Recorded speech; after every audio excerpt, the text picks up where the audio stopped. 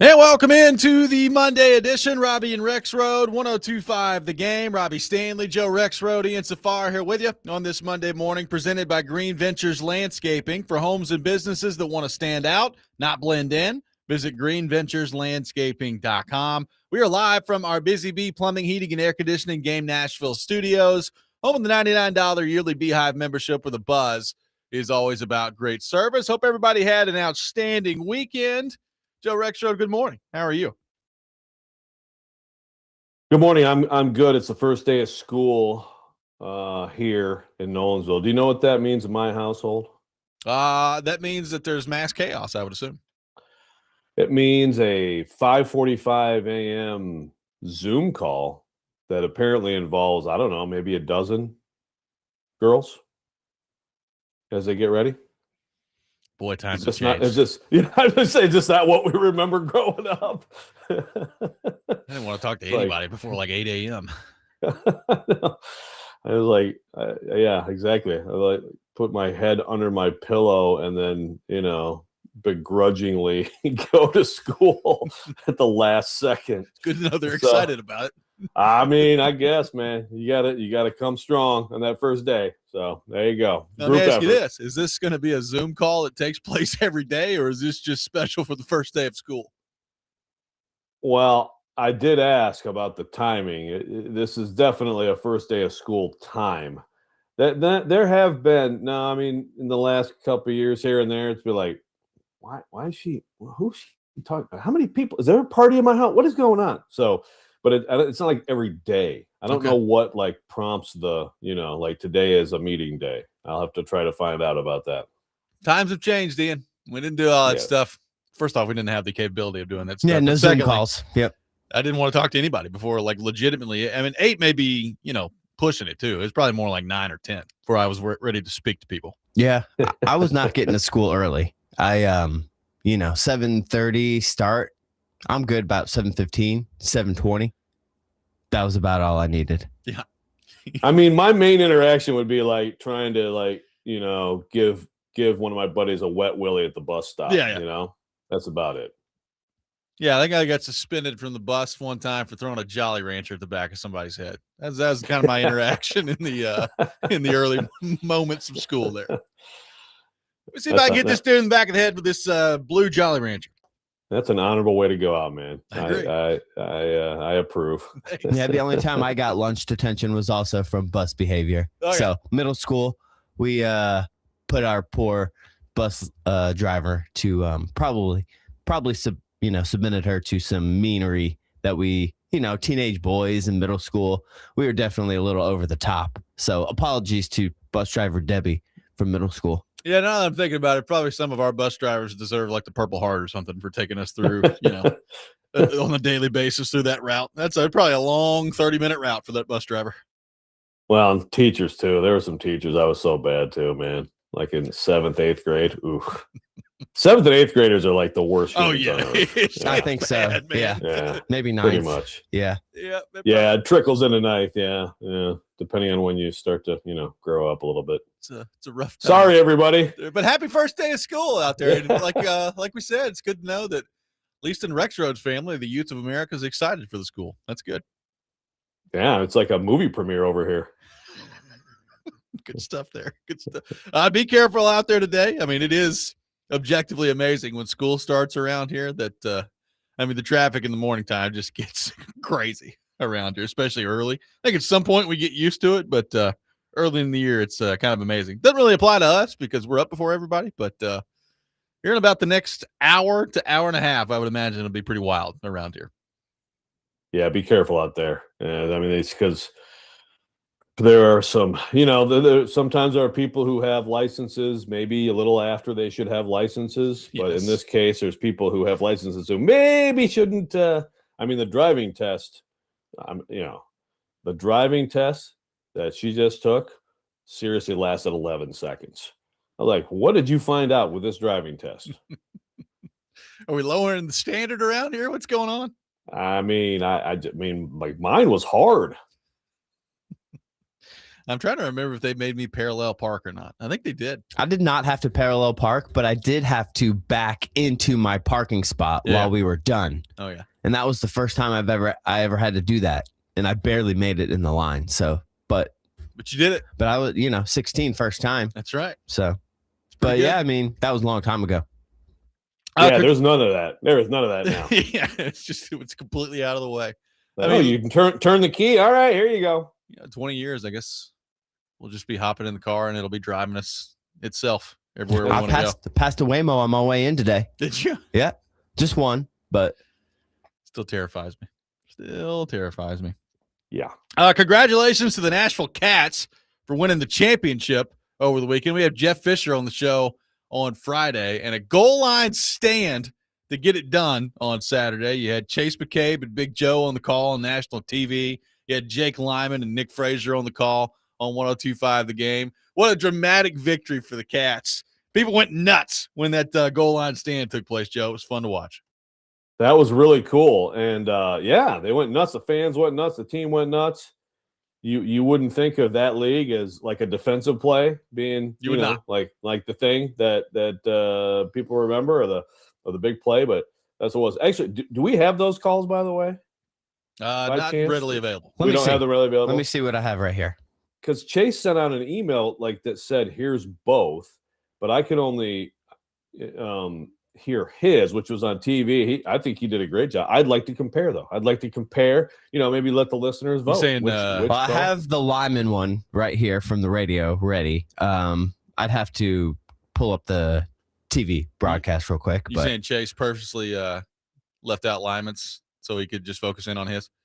I mean, it's possible, now it's also possible that I did something technical where I don't know what I'm doing and I screwed it up. Track record would lean into that. Well, yeah. So so I need someone to confirm to me if I'm right, first of all, because I may be wrong. But let's hear Lyman's. Let's hear Lyman's call. All right, let's hear the call from on Saturday, the championship winning call from Jake Lyman for the Nashville Cats here on 102.5 The Game. It all comes down to this. 3 seconds to go. Cats lead by 6. Castronova under center. 4th and goal from inside the 1. The snap. He goes over the top. Did he get there? He lobs it. It's incomplete. No time on the clock. The Cats are Arena Football 1 champions.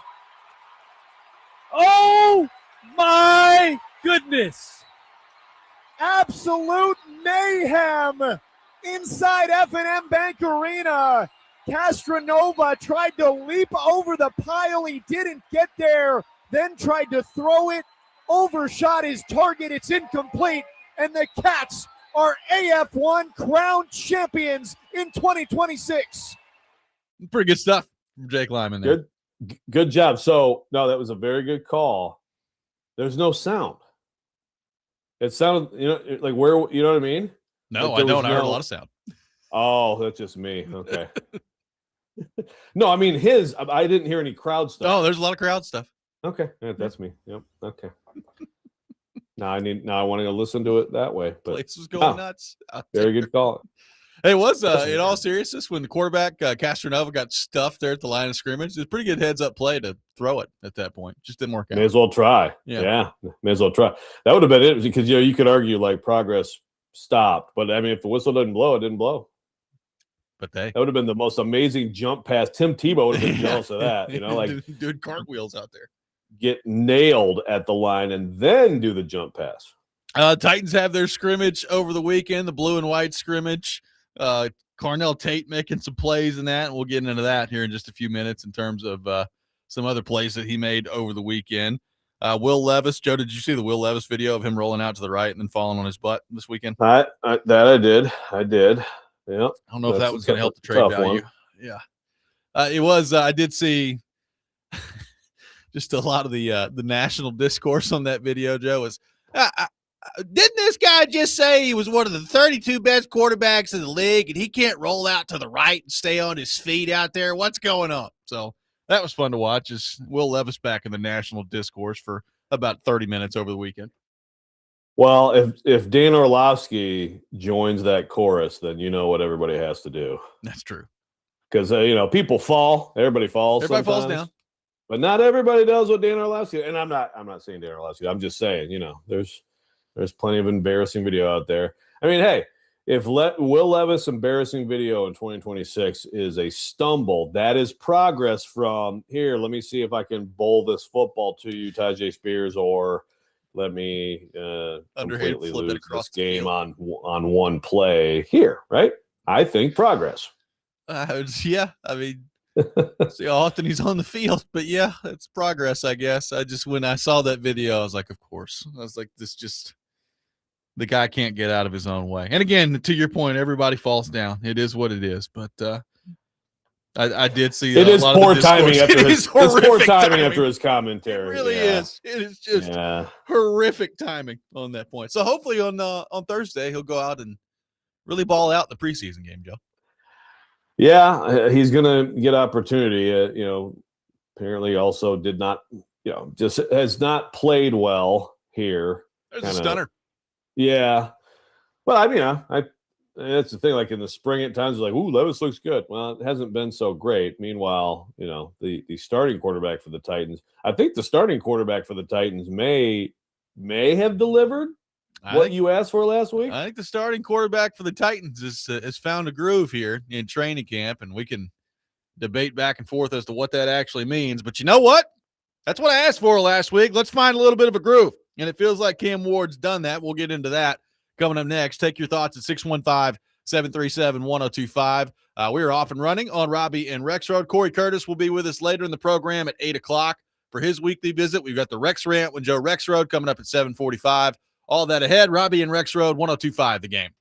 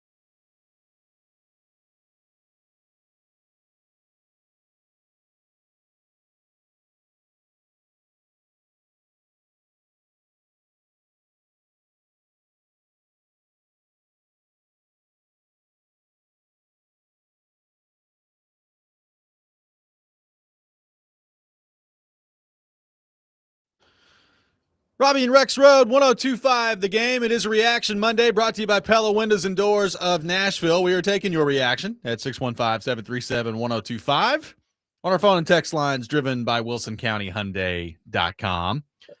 So the Titans had their blue and white scrimmage over the weekend on Friday. Had a practice yesterday, which a friend of ours had some takes from that we'll get into a little bit later in the program as well. But I was reading one of my favorite websites, Joe. That is paulkuharski.com. Great website. You should check it out there. And he was making this point on Friday night after the scrimmage.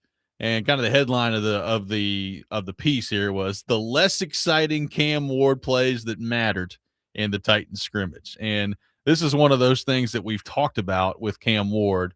You know, there were many times last year where you watched him and it was like, hey, man, you've got like a 5-yard out in front of you. Just take it. It's all that's available to you on this play rather than trying to hold on to the ball, force it down the field, go 25 yards, all those things. And sometimes he just didn't live to fight another day and take what the defense was giving him in front of him. And Kuharski points out a few examples here in the scrimmage of, you know, either Cam Ward buying a little bit of time and checking down to the running back, or you hit a couple check downs early in plays to keep drives going, rolled out and scrambled a couple times, picked up like 4 or 5 yards to pick up a first down. And he asked Robert Saleh about that after the scrimmage, who said, quote, you take what the defense gives you. A lot of times that's what we're going to do. We'll play some defense, and if you can prove that you'll take those check downs, we got to tighten up a little bit more, and that allows you to be aggressive. But Saleh's kind of point after the scrimmage and what he's talked about lately in camp with Ward is more often than not, he's been making the right decision. He has been taking a look at what the defense is giving him and then taking advantage of that. And maybe that's not the most exciting thing, Joe, but I do think that shows some growth as to what we were talking about this time last year. Now, the caveat in all this always is it's one thing to do that in training camp practice. It's another thing to do that in actual NFL football games. And we'll see what that looks like by the time that comes around in September. But it sounds like, Joe, that Cam Ward making some pretty good progress on that front as it relates to, you know, some of the check downs, some of the taking what the defense gives him that he did not do often enough a year ago. So good to see on that front, according to one of my favorite websites, paulkuharski.com. Yeah.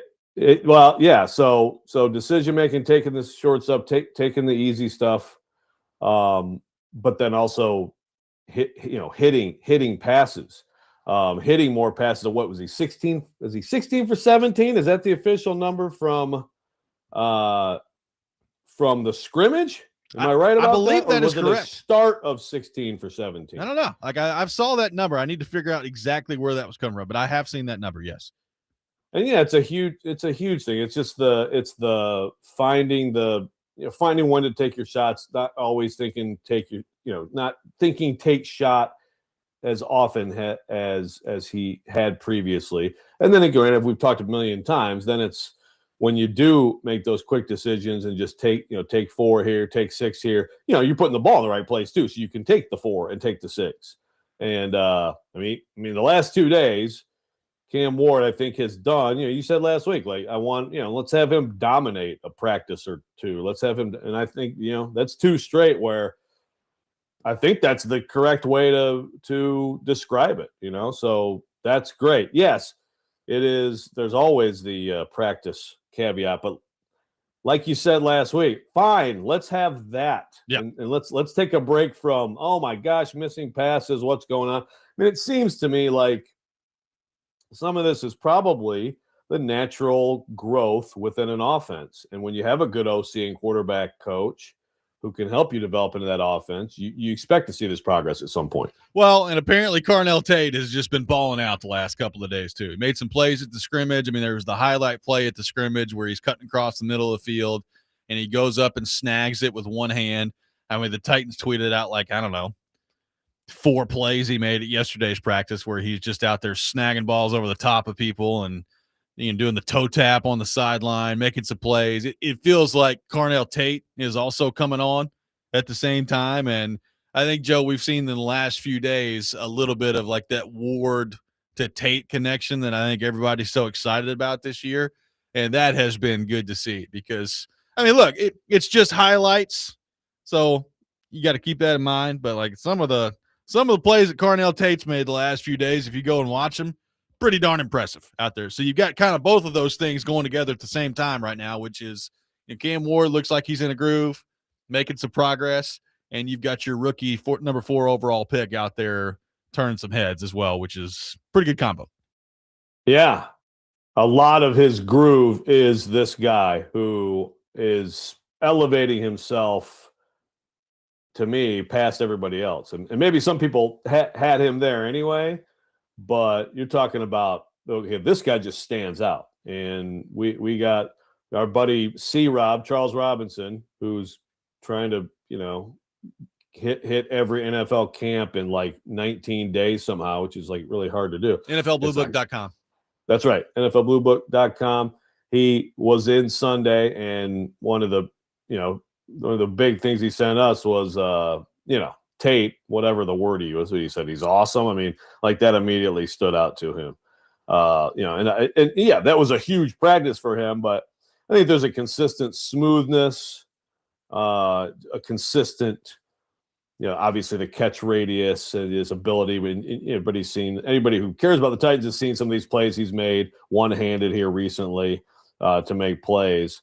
And so I'm trying to find the exact. Charles said he said looks great. One of the best rookies he's seen. Yeah, one of the best rookies that he's seen so far.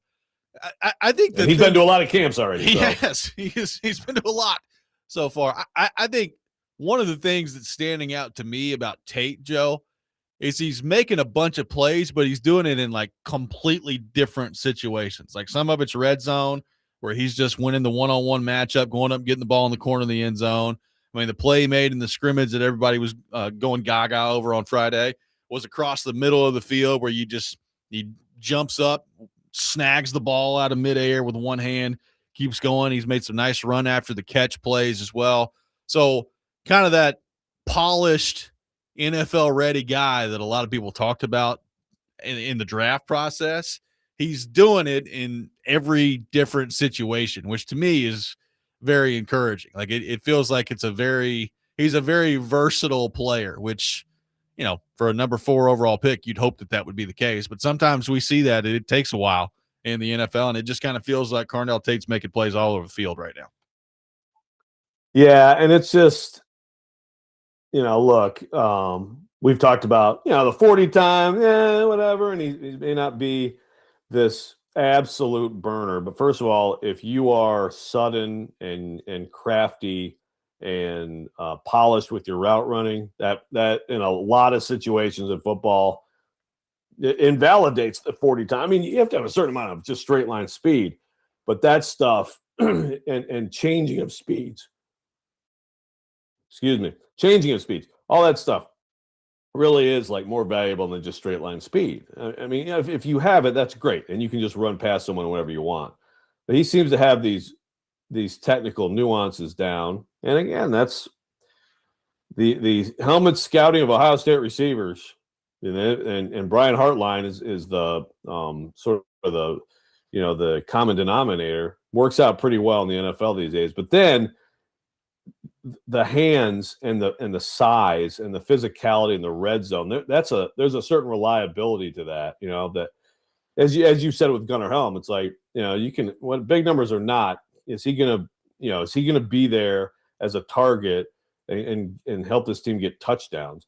And I think that's definitely going to be the case with Tate. He just seems right now like he has a chance to be one of those receivers that really, you talk about 3-level scorers in basketball, like a receiver that can do it all over the field in different situations. By the way, Gunnar Helm made some plays on Friday at the scrimmage as well, so that was good to see.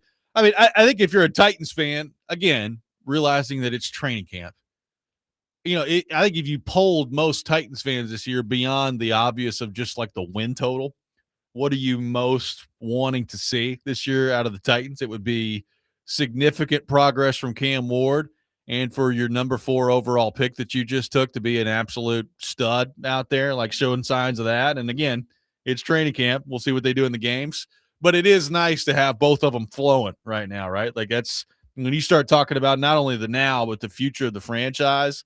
I mean, those two and that partnership together between Ward and Tate, I mean, it's just going to play – it's going to play such a massive role as to what we're talking about with this team overall for the next 3, 4, 5 years at least, and you're hoping beyond that.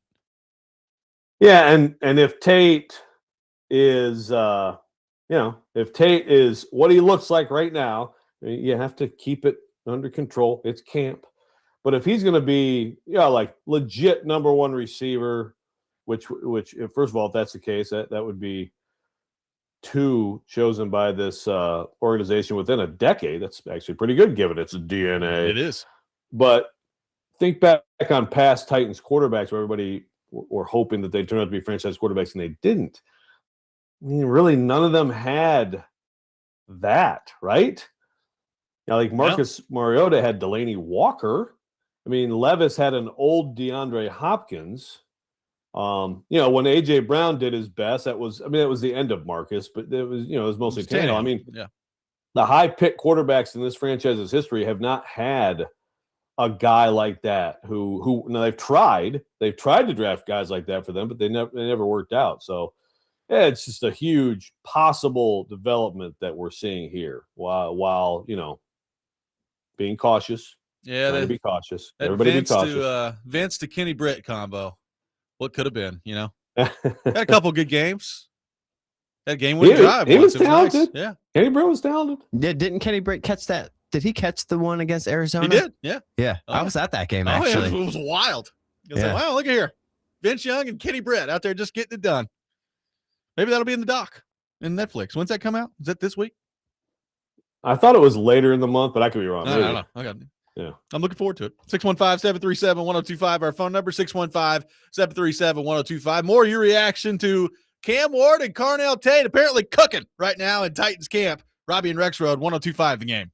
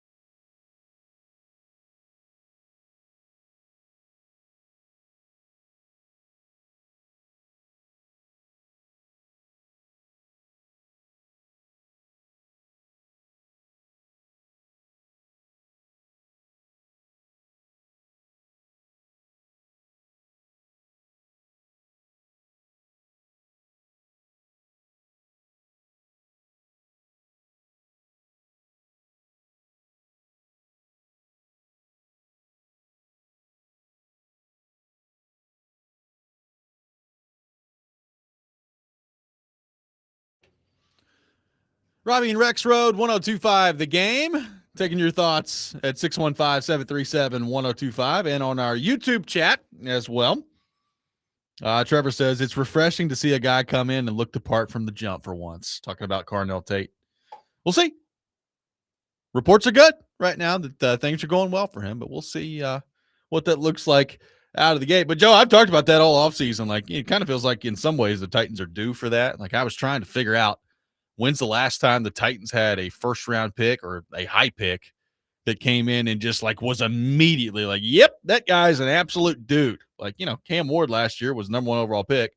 I don't know that you would say that about Cam Ward immediately last year. We were just like, yeah, that guy's unbelievable out there. It would be nice if that were the case with Tate right from the jump this year. Yeah, for sure. You know, I mean, Skoronski, no. Latham, I mean, we're still waiting on him. We talked last segment. The guy who always comes up, which is AJ Brown, but of course he was a 2nd-round pick, so that doesn't count. Corey Davis was not that. You couldn't even see Jeff Simmons because he was hurt, so he wasn't even participating. Obviously, we know it was the exact opposite of this with Treylon Burks. Yep. So basically, like, I guess for as much excitement as you could have 10 years ago, Jack Conklin did look like a good offensive tackle. He did. It was like, okay, this guy's good. And he started and he was all pro.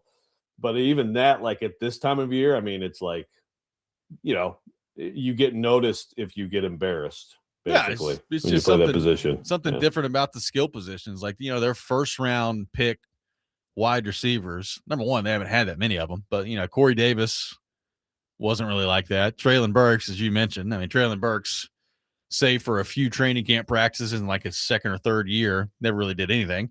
So, I mean, number one, that shows you the limitation of training camp practices. But it is after, I think we were talking about Tate. It took him, not that he was bad at the beginning of camp, but I think probably a little bit quieter than people thought he was going to be. And it just feels like now he has burst on to the scene over the last few days.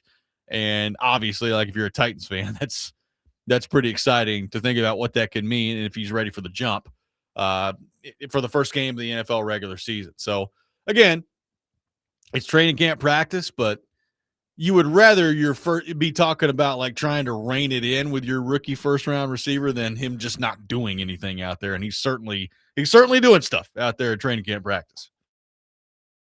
Yeah, like this, I don't think that this is, I really don't think this is going to be like we're going to be sitting there in October and be like, yeah, remember we thought Tate was good in camp? Oh, my gosh. I don't think so. Now, I'm not going to sit here and say, here comes 100 catches and 1,700 yards, but this is exactly what you want. Like, just, okay, this dude just pops. This dude just stands out. And again, he just seems to have, I mean, smooth as TD uses that a lot. And I feel like sometimes it's like, okay, so what exactly does that mean? But he's fluid. So again, you don't have to be Tyreek Hill to get open deep.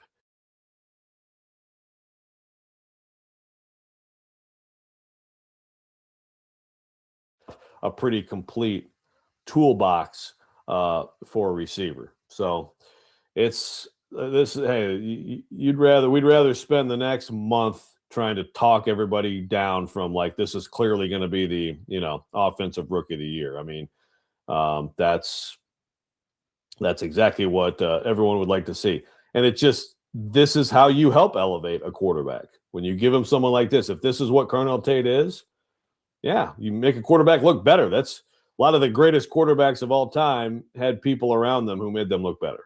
Well, and back on the quarterback, like you mentioned something that I think is interesting. Like, he's been working with Brian Daboll in this offense for a while now at this point. And that's going back to, the offseason and minicamp and OTAs, now into training camp and all those things. And I mean, you would hope as time goes along that you're picking it up more and more, and that some of the things that maybe you're being asked to do in this offense that you weren't asked to do in the previous offense, you're starting to master a little bit more.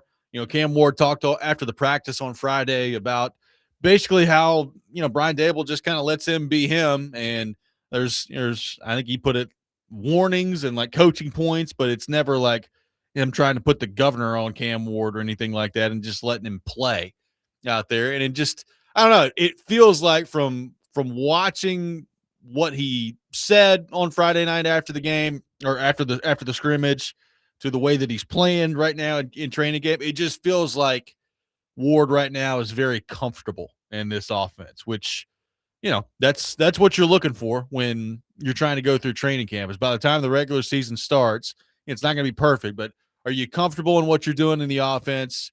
Do you have some parameters of what the OC is trying to get done out there, asking you to do? Does the OC have a good plan in mind as to what the skill set of the quarterback is? It just kind of feels like right now that there's a comfort level settling in with this offense, which is good to see. Absolutely. George from Murfreesboro brings up in the YouTube chat that the one-handed catch that Carnell had Friday was a terrible throw by Cam. He sailed it a little bit. Again, this is when you have a receiver who can go make that play, who has that catch radius, you're going to make your quarterback look better. I also say that the touchdown yesterday, which the Titans tweeted out, the field view of that was probably about as pretty a throw as you could possibly make. On time, on target, tight spiral, like into the basket with Tate again on the other end. So you'll take both of those plays. You will. If you sail it, but not enough that your stud receiver can't make the play, okay. It counts exactly the same in the scoreboard. It sure does. They don't ask how. They just ask how many. Again, I mean, you would like, of course, you'd like every throw to be perfect. I don't know that that's living in reality when it comes to the NFL. And frankly, it's nice to have some receivers around that can go up and make some plays. It's been a few years since the Titans have had some of those. Go make a few plays for your quarterback. That's part of it. Exactly. And there is multiple receivers right now. I mean, I think Kaharski's receiver depth piece, I might be making fun of that their whole year. Is it going to age poorly? I mean, I see, you got DK out there, but again, I just feel like, Io Manor, he gets this back thing. He's like, screw you guys. I'm just right back out here.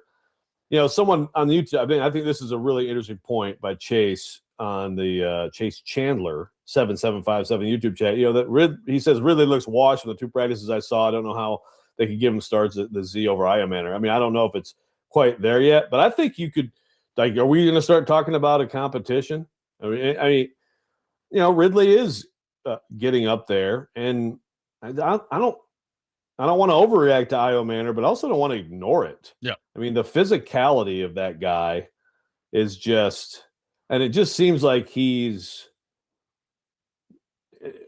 just, I don't know. It seems like he's using it more. Again, maybe some of that is just the opportunities you have, the different plays you have to make, but that could be you think about possible, maybe not, but maybe a Tate Io Manor, outside pairing and like the physicality represented in that too.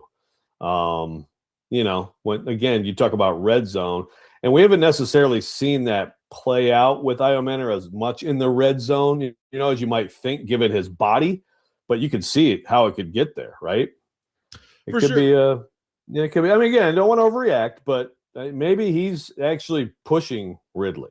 Well, the thing that stands out to me about this whole thing is, we've been talking about Carnell Tate and the wide receiver room for like 30 straight minutes at this point. And we've yet to even bring up the name of the guy that signed a 4-year, $70+ million contract this offseason. Not because of anything he either has done or hasn't done, but just because you're talking about some of these other guys right now. But there's also Wan'Dale Robinson that's in the mix. Joe, it kind of feels like, again, it's training camps, throw the caveat on there. But, this is kind of what it's like to have a wide receiver room that's got a little bit of depth to it. And, it's been a minute since the Titans have had that. And I believe Wan'Dale Robinson, I think he may have as many catches as anybody. Yeah. More catches than anybody. But obviously a lot of those catches are the, get 4 here, get 5 here. Those are very important. It's very important to have. It's like an extension of the run game, but very valuable. And Dable obviously knows how to use that and wanted him in this offense. So, yeah, this whole Titans have no receiving depth at paulkuharski.com. We might have to pin that to like the game like net account so everybody can read that all year. By the way, Tajay Spears, a little bit of an injury on Friday night, some soreness, I guess he was dealing with, but he was back at practice yesterday. So I know some people were concerned about that Friday night after the scrimmage, but Spears was back at practice yesterday. So good to see on that front. Yeah, so far, you better knock on whatever. Here's some wood. They've actually been pretty fortunate. Now they head out to the substation. The substation does loom later this week. We'll take your thoughts, 615-737-1025. A big old contract handed out by the Tennessee Titans over the weekend. We will get into that. Robby and Rexrode, 1025, the game.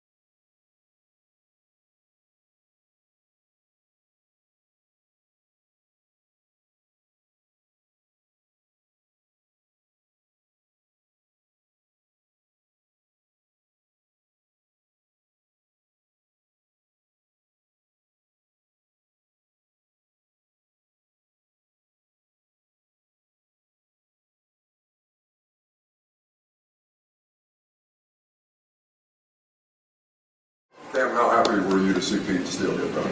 It was great. He's the best left guard in the game. He's been there for me since, I got here last year. And he's a leader on the offensive line. He's someone that people can look to, when times are tough, to continue to have the same attitude each and every play. And the best thing about P is that he wants to win. And so, everything that he get, he deserves it. He works hard for it. And I'm excited that, I got him, blocking for me for a little minute.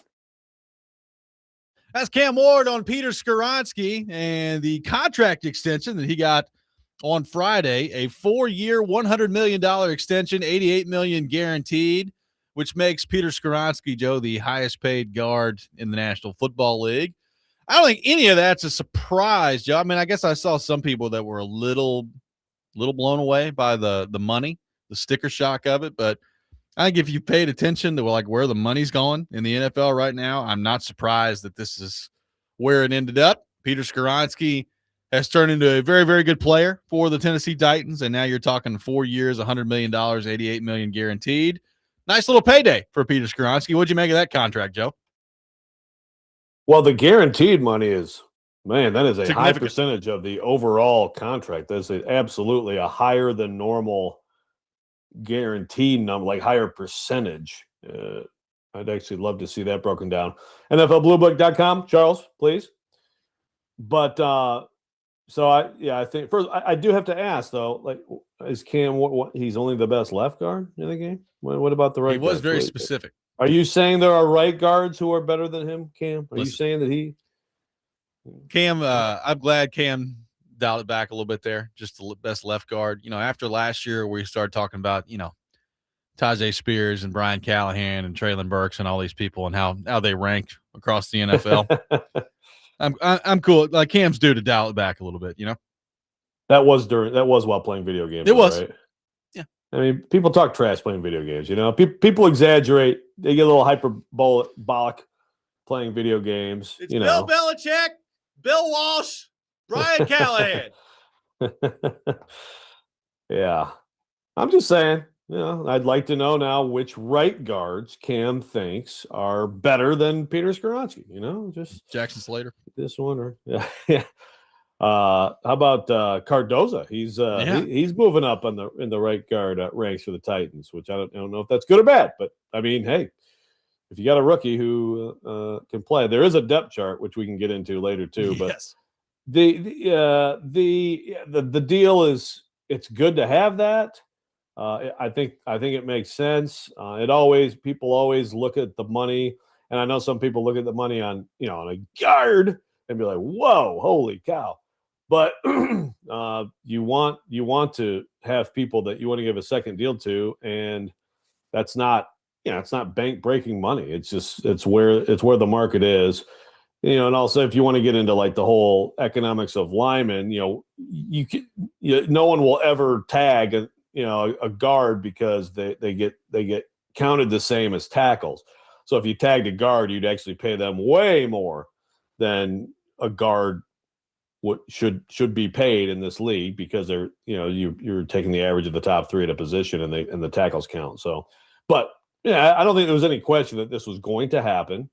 And they got it done quietly. And it seems like Mike Borgonzi has a pretty good knack here for getting these things done before, there's any sort of question or talk of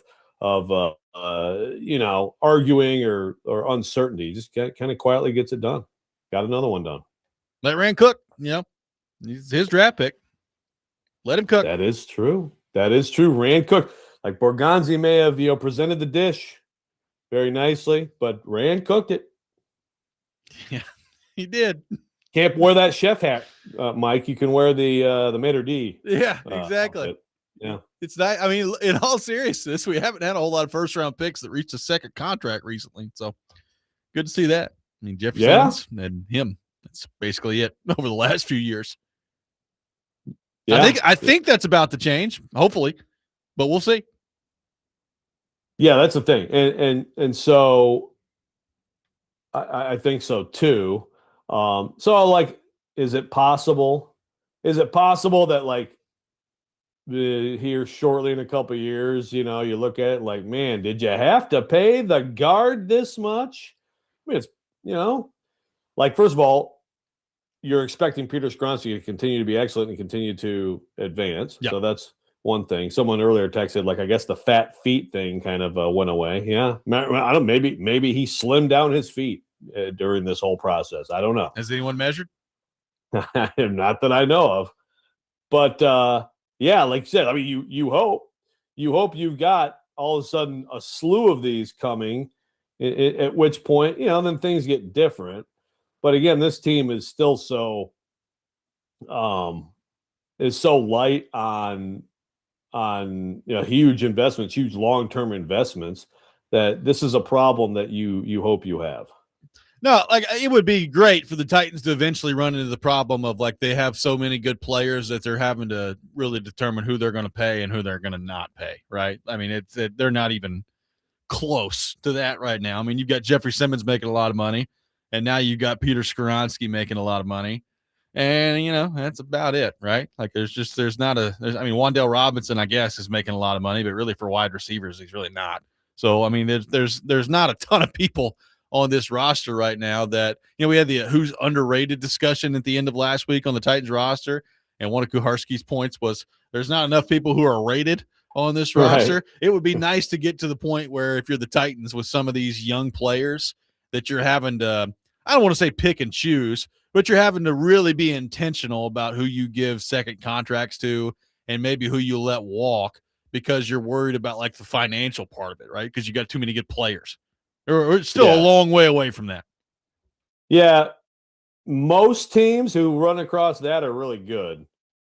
Like, I mean, if you have enough guys, or they're just really bad, I guess it's I guess you could see that being like a problem for, like, the Cleveland Browns, and still they go like 5-12. Yep. But for the most part, when you have issues like that and you're trying to make it work under the cap, and okay, well, we're gonna have to kick the can down the road on this one to make it fit in. Which, again, the Titans were doing these things just a few years ago. They're paying Derrick Henry, they're extending Tannehill, choosing him. They had some other guys, of course. AJ comes up, and they botch that.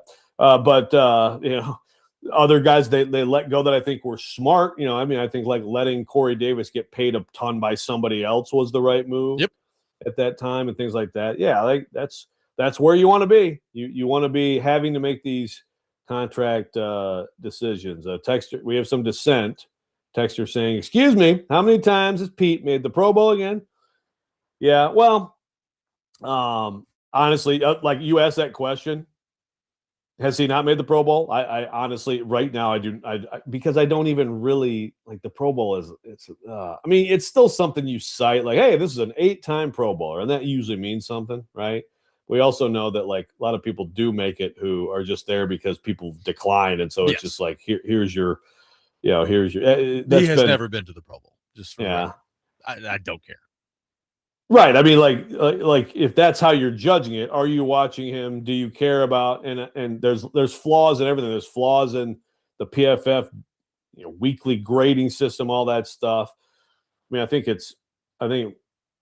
probably better than anything is, watch them play. I mean, he's the one guy who stands out and typically doesn't look bad out there, and at times looks extremely physical and effective. I mean, that's the question, I guess, for him this year is, like, is there anybody else on the offensive line that is coming along with him, right? Like, I think that's still a long-term question with the Titans of, like, do they have anybody else on the offensive line that can start to, show that they're going to be a long-term fixture on this line right now other than him? Because I don't know the answer to that right now. You're hoping for sure that your right tackle becomes a part of that as the year goes on.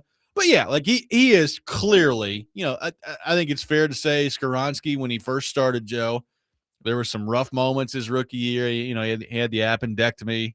Even early into his second year, it was like, man, I don't know, man. Like, it's not going well. And then at some point in his second year, he figured it out. Last year, he played really well, to the point where I don't think very many people at all were surprised by this contract. Yeah. This is. And if you're like, well, I'm waiting until someone makes a Pro Bowl till I pay him, then you're going to lose some good players that way. I mean, offensive line, I mean, honestly, I think recognition like that, obviously there's some guys who are dominant and it's just clear. Some of the great linemen in the league, but reputationally, I mean, Skoronski to me could have a worse overall year this year on the field than last year and have a great chance of still getting to the Pro Bowl because offensive line choices are often kind of tied to like just reputation and attention on people. Well, and by the way, I mean, you're talking about an offensive guard that plays for a 3-win football team each of the last 2 years. There's just not going to be a whole lot of national discussion about Peter Skoronski. I'm sorry. Yes. Fat feet and all. Yes. 615-737-1025. Our phone number. More your reaction to Skoronski's contract. Plus, how many other second deals could the Titans be looking at with some of their high picks? We'll get into that. Robby and Rexrode, 1025 The Game.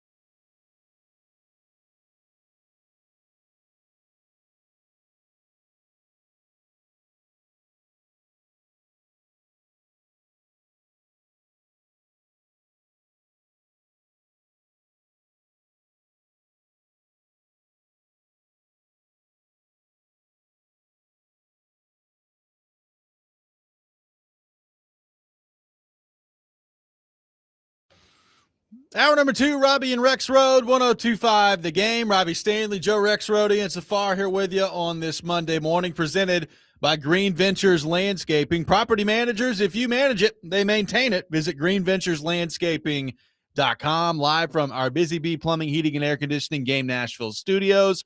Home of the $99 yearly Beehive membership, where the buzz is always about great service. We will have Cory Curtis from News 2 for his weekly visit coming up at 8 o'clock.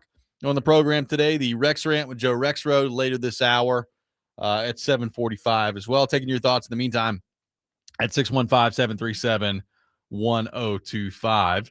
Discussing the Peter Skoronski contract, 4 years, $100 million, $88 million guaranteed.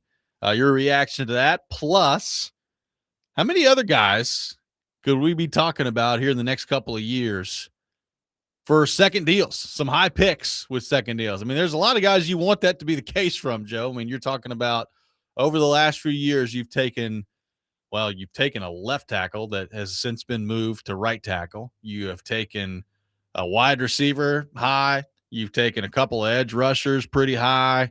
You've taken, obviously, a quarterback high, and that would be the most important one in this discussion. But there are a lot of young guys that you're trying to build around and that you're trying to, make a part of this next core that is going to bring about winning football here with the Tennessee Titans. And if that's going to happen, Joe, in any sort of, relatively quick fashion, you're going to need a lot of these guys that you've drafted high recently to turn into foundational players for you and to reach second contracts. They don't have to all break the bank, but they need to be able to reach second deals with your team on more often than not. So where do you kind of come down on that? I mean, obviously in the short term, I think the most immediate concern on that front, Joe, would be your right tackle this year in J.C. Latham. Yep. Going to have to have the sort of season where, you're getting to the end of it next year or this season, and you say, yep, you got to find a way to lock that guy up this offseason. And we talked about this with Mike Herndon a few weeks ago. I mean, I guess you're kind of in some ways hoping for a similar track to Skoronski at this point from Latham, right? I mean, his first year wasn't all that great. They moved positions, and they didn't do that with Skoronski, but he moved positions from left tackle to right tackle. Last year he had some injury concerns that he dealt with. He did play better in the second half of the season. So you're hoping this year that from start to finish, it's a really good year from J.C. Latham. But, I mean, he is these young players, this young core we're talking about in the short term, he's a critical part of this heading into this year. Yeah, he's of primary concern, and he's one of all these players you talk about. I mean, ultimately, you're like, yes, on all of them. It's just like, what if it actually did work out with everybody? But with Latham, you badly need the discussion this year to be like, okay, so it's trending toward another deal for him, as opposed to, okay, so the Titans are going to draft a left tackle, and what? They're going to try to get a right tackle in the third round, or what are they? That's huge deal. I think he's, other than the obvious, Cam Ward, he's the biggest individual storyline. So you hope that happens. Same draft class. What if Cedric Gray's awesome this year, which is very possible? Yeah. And it's like, okay, well, this is like Robert Sala's had some pretty good freaking off-ball linebackers in this defense. So then you talk about that, and then you get into, okay, so you paid a guard. Of course, you're going to pay a tackle. Every team's going to pay a tackle and a quarterback and receivers, and you've got those two guys from last year. What if Fire Manor does just kind of blow Ridley away, and it's like he's on the track. But among this group, you've paid the guard. Now we're talking about an inside linebacker. What if your young safety Winston blows up this year and he's on it? Again, if all these things happen, first of all, we're going to be celebrating Mike Borgonzi, okay? Yes. Amy will give him like the whistle at the fox hunt and let him be like the honorary whatever, master of ceremonies. But, I mean, it'll be huge for him. By the way, people are still really mad about T-Rack, by the way. Really mad. Gonna say maybe Borgonzi gets first crack at T-Rack there.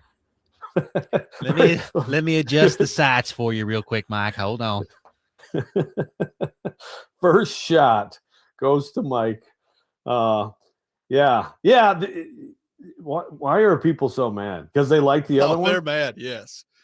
I got They involved feel like in it's three Titans erasure. Yeah, I got involved in like 3 group texts the other day talking about how much of an idiot I am for not being more mad about this. I was like, okay, thanks, guys. Well, I never heard anybody saying how much they loved it before. I mean, maybe one of those things that you don't realize how much you love it till it's gone, Joe. I don't know. Don't know what you got till it's gone? Yeah. Yeah. Okay. All right. Fair enough. Well, I look forward to PK's T-Rack analysis this week. Real quick on that, by the way, I saw some of this stuff on social media is so dumb. It was like, because apparently Andrew went nuts about it, just like a lot of people did. He lost his mind. And so then the thing came up to him and like dapped him up on the sideline. And so like people are mad about it. Like you're a sellout, for, Is he like supposed some to just weirdo in a punch the mascot in the face? Exactly. He's like all in your face. Like, okay, put your fist out. Okay, leave me alone. I'm trying to watch football. How dare you, sir? So lots of fun going on with the T right now. I forgot what I was saying. Sorry. Yeah, I mean, we're talking okay. about some of these young players that you got to get figured out. I mean, if most of these guys hit, because look, I mean, let's be real. Not all these guys are going to hit when you're talking about the young players that they've got on their roster right now. But can you get a pretty healthy percentage like of Cam and Latham doesn't even really count because he's not from a Borgonzi standpoint, he's not a Borgonzi pick. But from Cam, from Winston, obviously Tate, you got the edge rushers that you've taken in Oladejo and now Falk that you've added to the mix. You mentioned Cedric Gray, that again was a Rand pick there, but there's all these young players that are in there.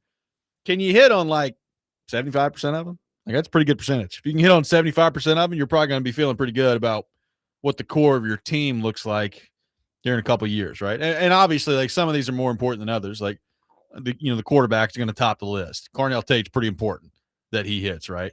Latham, pretty important with the position that he plays, that he hits.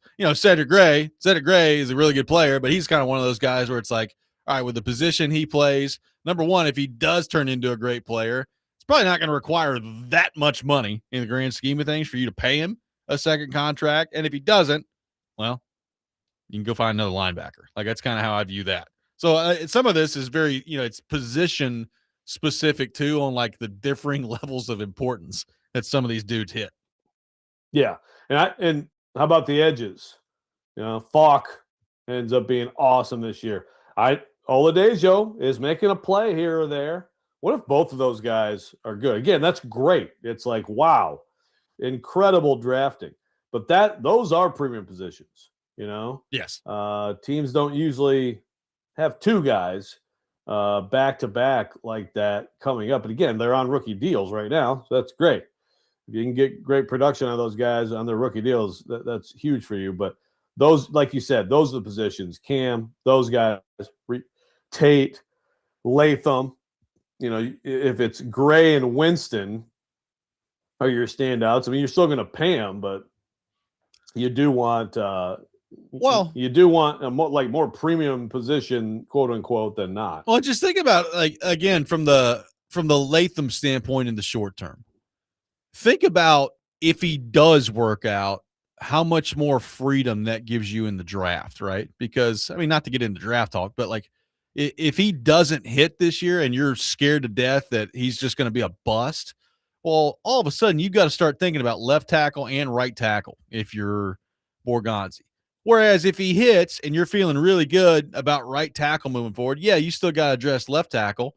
But it frees you up for other parts of your roster that you're just not having to continually go back into the washing cycle and recycle around here. And that would be great to get to the point where if you're the Titans, this best player available conversation, it would be great if you could truly get into hey, we have put ourselves with our roster in a position where that really is what it's about, best player available. Because if it doesn't work out, like if Latham doesn't work out and you're looking for a left tackle and a right tackle, they're going to preach best player available all they want to heading into next year's draft. But guess what they're going to be taking in the first round? It's going to be a tackle. at some point, right? So like just from a roster flexibility standpoint and being able to, as a general manager, continue to build out your team, if these guys at premium positions hits, it just makes your job so much easier if you're a general manager.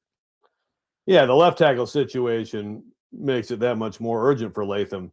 And so that's not his fault, although, well, he was brought in to be a left tackle and then couldn't hack it when it went to the right side. But yeah, it's just way too much. This year could go well in a lot of other ways, but if that thing doesn't work out, and again, we're just assuming, I think Dan Moore will be serviceable, and I don't think you should expect more than that. If it's more than that, wow, what a surprise! But at this point in this league, I think he's a pretty known commodity, and if you have that, so you have to address it. I mean, I guess if he's fine, you could put that off a year. I mean, you do have under contract next year, so it's not like. But then, yeah, wouldn't it be great if you can put that off a year? Okay, you have to address that. Maybe you do this year because you have someone that whatever you're picking that works. Maybe you don't. But if Latham is bad, then I mean, it's like I don't think there's an option. 615-737-1025 is our phone number, 615-737-1025. More coming up on the Titans coming up next. Take more of your thoughts on our YouTube chat and our phone and text lines. Robby and Rexrode, 1025 The Game.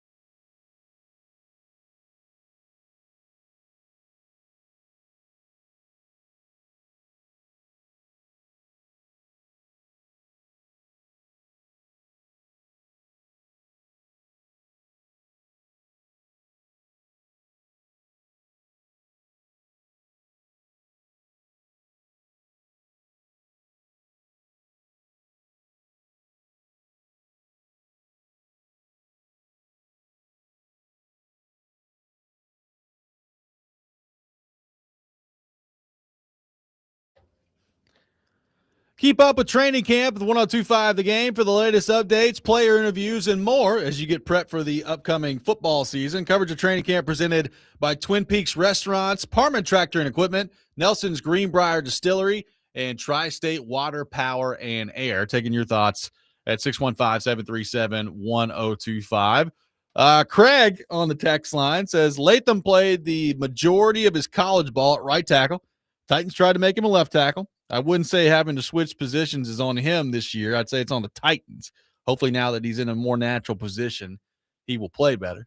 I hear you. I mean, he was in a more natural position last year and did not play all that much better to start the year. So we'll see what that looks like. I mean, the bottom line is there are definitely valid excuses you can make for J.C. Latham, but I ain't got a whole lot of time for it this year. Like, it's the year 3, you're the 7th overall pick in the draft. It's time to live up and be what you were drafted to be this year if you're J.C. Latham. Excuses aside. Yeah, totally accurate and fair to bring up that the Titans drafted him. I think they wanted to draft Joe Alt.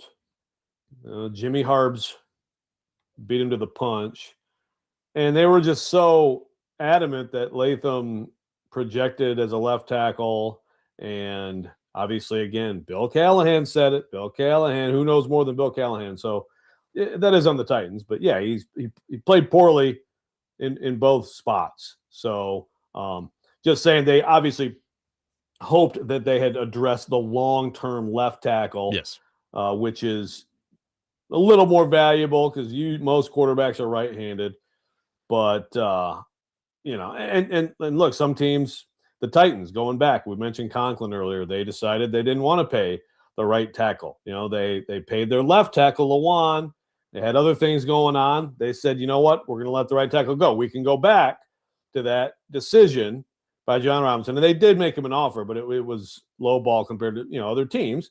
We can go back to that decision and say, man, imagine all the trouble this organization could have saved by doing something different there and paying both of their tackles. But bottom line with Latham is he has not played anywhere near his draft position wherever he's been on the field. Joe from Maryland says, if you go through the teams in the AFC South, we have more first or second year players in starting or immediate backup spots. I mean, I'd have to go through and count that up. Probably. I mean, you've got a bunch of draft picks that you've had over the last few years, and you've just not been very good. So you've inserted younger players into some of these more prominent positions. Now, those young players still have to turn out to be good players. Otherwise, it doesn't do you a whole lot of good to be young, right? Like you gotta build this foundation into, ultimately whether or not they were the right picks. And I think we're still a little bit away from finding that out with a lot of these guys. But yeah, I mean, if things go the way that we've been talking about the last couple of segments, Joe, and a lot of these younger players do work out, well, you're talking about the next core and foundation of your football team that theoretically could be around for many, many years at that point. That's the hope. Right. So we may be in the early discovery stages of another really good front office tenure for the Titans. I don't know. There are some positive, signs in that regard. But again, that front office, you're just talking about 2 draft classes. And at this point, it's just, hey, Nicholas Singleton the other night ripped off a big one. There's a 5th rounder. We mentioned earlier, Fernando Carmona, 5th rounder out of Arkansas, is clearly making moves right now on the roster. Is he going to end up being another good value pick for them in the middle rounds? We're going to find out about Anthony Hill and Falk and a lot of other people. But, Io Manor, Helm, DK, Winston, Oladejo, Cam. I mean, that could be an epic draft class. Yeah. You got Marcus Harris has started. I mean, it looks promising and hopeful, especially after a weekend in which your last 2 first-round picks were carving people up, right? Yeah. Can I just say a real quick aside, real quick? Yeah. I saw the Singleton play. So, first off, good burst to him. You're like, okay, well, maybe the Titans have something there. We'll see. But like in training camp practices, some of these big runs that get ripped off, it's like I find myself counting like, okay, what have you been tackled there? Yeah, What have you been tackled there? for sure. It just feels like there are a lot of runs that get ripped off in training camp that it's like, yeah, well, in actually an NFL game, that was probably about a 6-yard run. Yeah, no, that's fair. That run did, by the way, have a nice J.C. Latham block to It did? spring him. So, like I think Latham, if they could run the ball this year, and if they can be that kind of a team and be a physical team that imposes its will, I mean, I think that suits him. It's just a matter of when it comes down to it, and everybody knows you have to throw the ball. Can you block a decent edge in this league without any help? Can you get what's the over-under sack total that we should set for both Oladejo and Falk combined?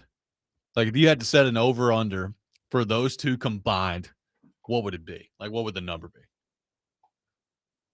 I mean, it'd probably be about 7.5.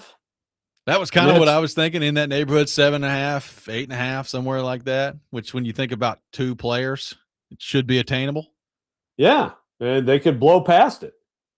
I mean, one of them could get 7, and it's not like that's some sort of Herculean effort, but it's a great thing if either of them does that, and the other guy gets 2, and there you go. But it's also, I mean, you could see where you could see them coming under on that too. I still just don't know how much. No, I don't know how often. I'm sure. I mean, he's going to be on the field, but how often is like Oladejo going to be on the field? Like if everybody's healthy and you've got Jermaine Johnson, and you got Jacob Martin, and you got Falk, and you got all these other guys, like how often is Oladejo going to be on the field? It's a great question. Clearly, Robert Saleh is a big believer in heavy rotation, in fresh legs out there, and trying to not give people too many snaps in a row and all that stuff. And so, I mean, if they're good enough to be in a rotation, then I think one or both of them will be out there. But yeah, when it comes down to you're trying to win games, in the most important parts of the game, you get your best people out there. I mean, certainly expect Johnson to be out there, right? Yeah. I mean, I think he'll have the most snaps of that group, barring injury, probably could possibly by a significant margin. So yeah, it's a good question. And if you don't see them, again, you could always be like, well, it's just because these guys are a little bit better, but that still doesn't bode well, especially for Oladejo here in year 2 moving forward. This coaching staff, he was not a choice with this coaching staff system in mind. 615-737-1025 is our phone number. Is it time to be concerned about a very specific member of the Tennessee Titans? We will get into that coming up next. Robby and Rexrode, 1025 The Game.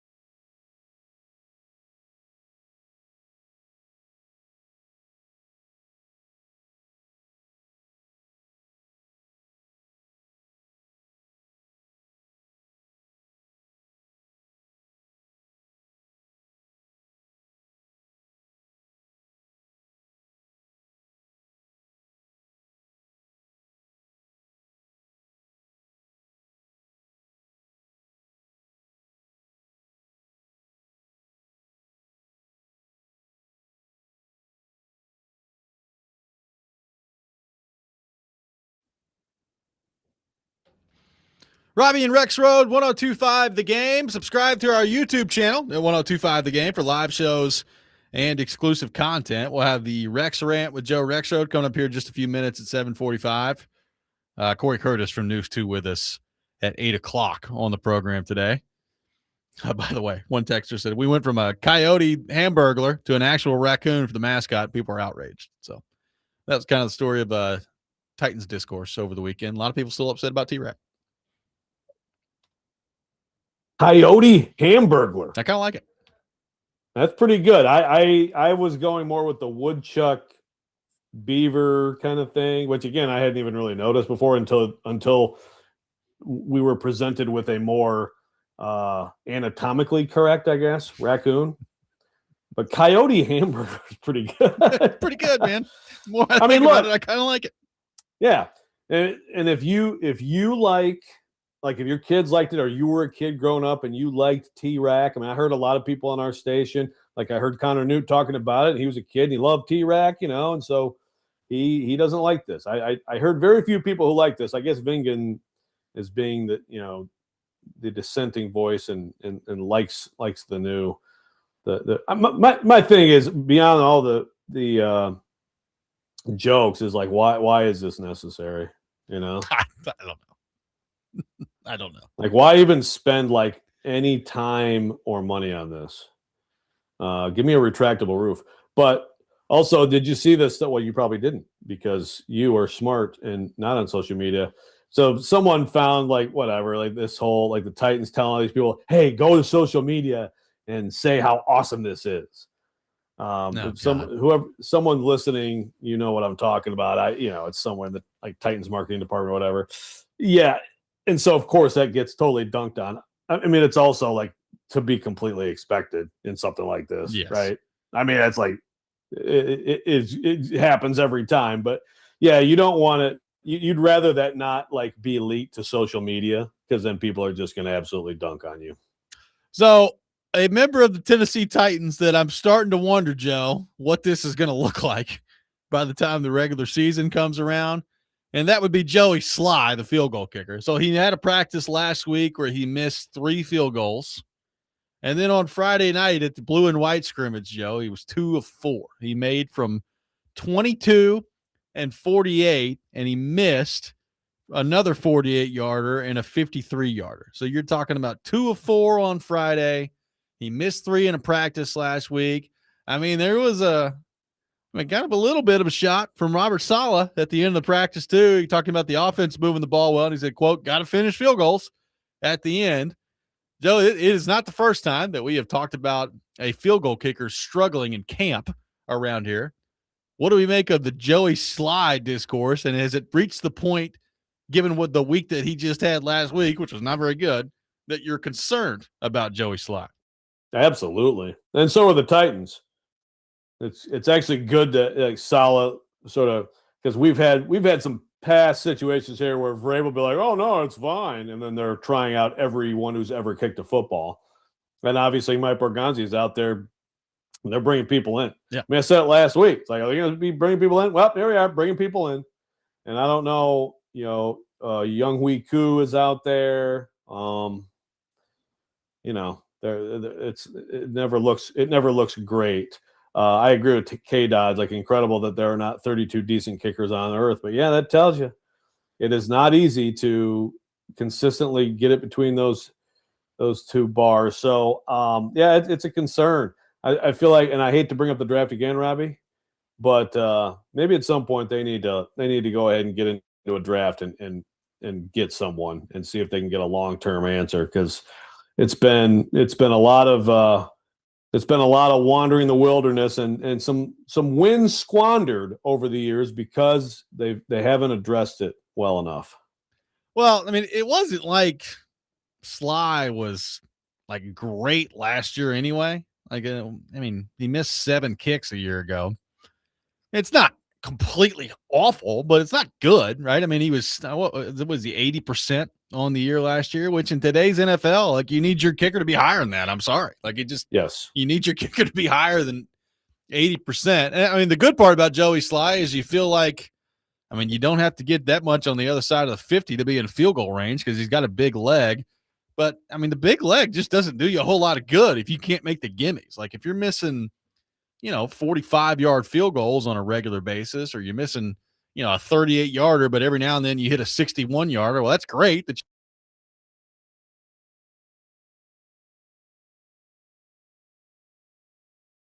it feels like the Titans recently have had like both sides of the extreme. Like Randy Bullock was pretty accurate, but Randy Bullock, you felt like you had to get it within 50 yards or he wasn't going to make it. Like I'd like to have some level of both, like some combo that you feel good about the accuracy and it's got a decent leg. Like I don't need it to be like Aubrey from Dallas where you can kick a 75-yarder or whatever it is, but like can we get some sort of balance here in the field goal kicking? Yeah, I would take absolute dynamo from 45 and in and just even forget about it after 50. I mean, it's a go for it league anyway. And so to me, then you know what you have. Once you get to about the 30, you got points. And if you're fourth and 4 from the 34, well, you're going to go. Because you can't count on. I'll take that. I'd take that all day over the huge leg who's erratic. I mean, I'd take Nick Folk. When Nick Folk's last year here with the Titans, he kicked 95% of his field goals winning. Yeah. Now he was limited in his distance, but it was 95%. Yeah, take that all day long. So again,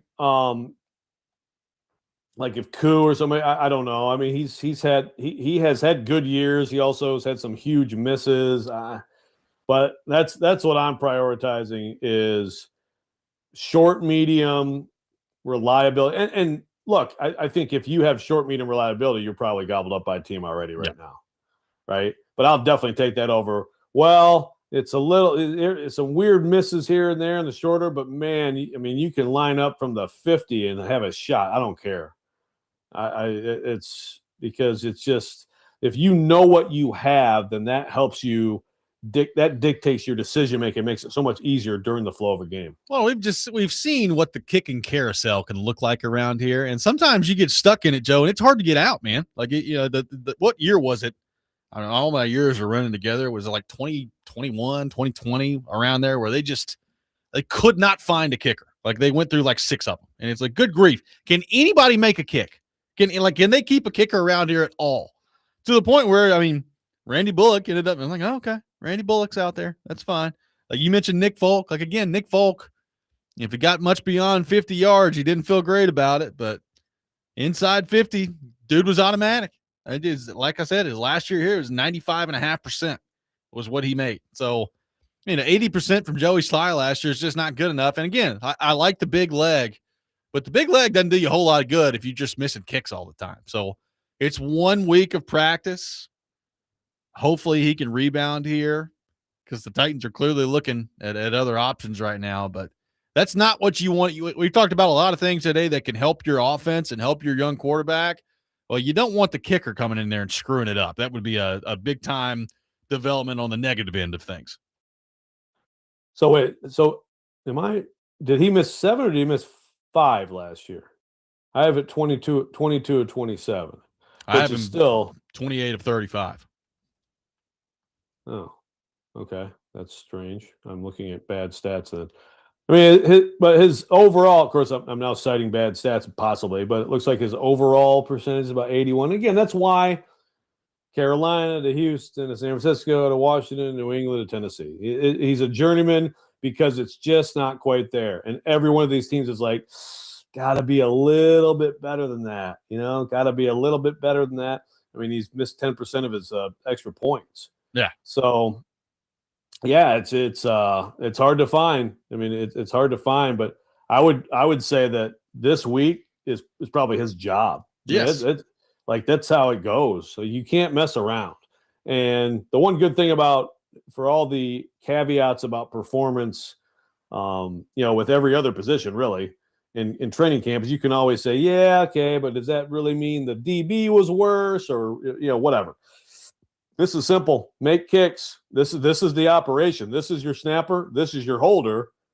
This is exactly what you're doing. And if you think this pressure's high, okay, we're gonna put you in a stadium with 70,000 people, and you're on television.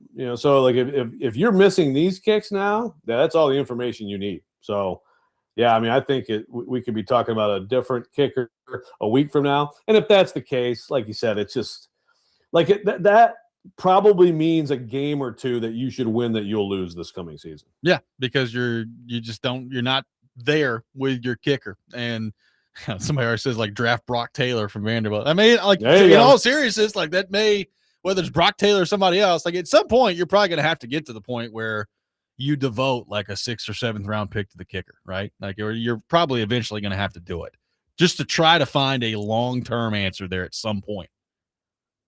Ian Safar is on the YouTube chat suggesting the Cats kicker. Hey, tell you what, it happens. I've heard that stuff happens. I've heard he's a beast. They have some crazy kickoff rules. I don't know all the rules in arena football, but they have some long distance kickoffs.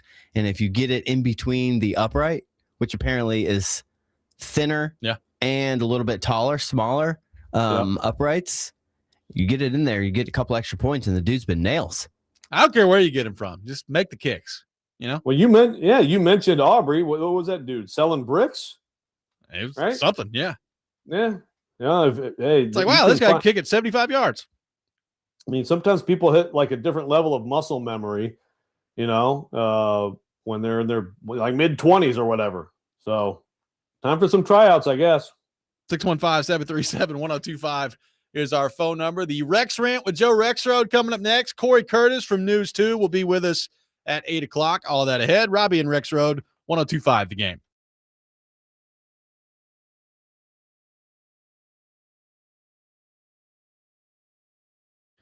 Hey, Robby Stanley here. Fantasy football right around the corner, and Twin Peaks is the spot to be for your fantasy football draft party. 29-degree draft beers, bites for the whole team, a $50 bonus card for the commish, and an additional $5 bonus card for every drafter as well. You don't want to miss it. It's the spot for fantasy football. We've had several drafts there and have always enjoyed it. Call to book your draft party today at the Twin Peaks Madison location. Visit twinpeaksrestaurant.com/fantasy draft for more information. That's twinpeaksrestaurant.com/fantasy draft.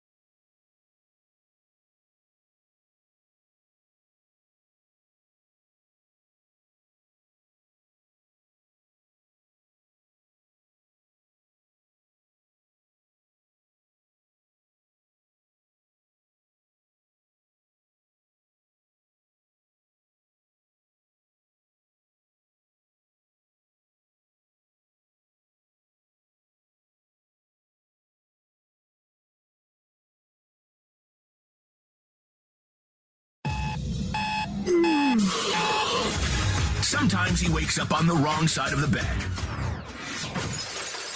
And sometimes he's just, well, Joe. Awkward moment. Let's do it. This is the Rex Rant, now on Robby and Rexrode. My face is huge. Look at that. The agreement was bigness. Do not mess with a raccoon if you see them in daylight. Oh, look at the cute raccoon with rabies. Watch those coyotes. They mate. I'm the one who can't hear Shaq talk on the television. Oh, my God, look how big he is. He dunks. Do you think you have ownership of the word dookie? A lot of soiling going on today. I feel completely naked. I don't know that I have especially pointy nipples. It is time for the Rex Rant, served by the wine cellar in Hendersonville. Joe Rexrode, the floor is yours. Okay, thank you. It's time for a pivot. I was going to complain about like the college athletics and the politicians of Washington completely screwing up another bill, but yeah, we can do that anytime, right? We can't. If you were listening at the beginning of the show, I informed people, at 5:45 a.m. this morning, first day of school at my house, it was a full-on like Zoom call with my daughter and a whole bunch of her friends. Like, breaker, I'll be wearing the aviator sweatshirt, green, you take blue, So it's like a trucking radio. What's going got your feet on, good buddy.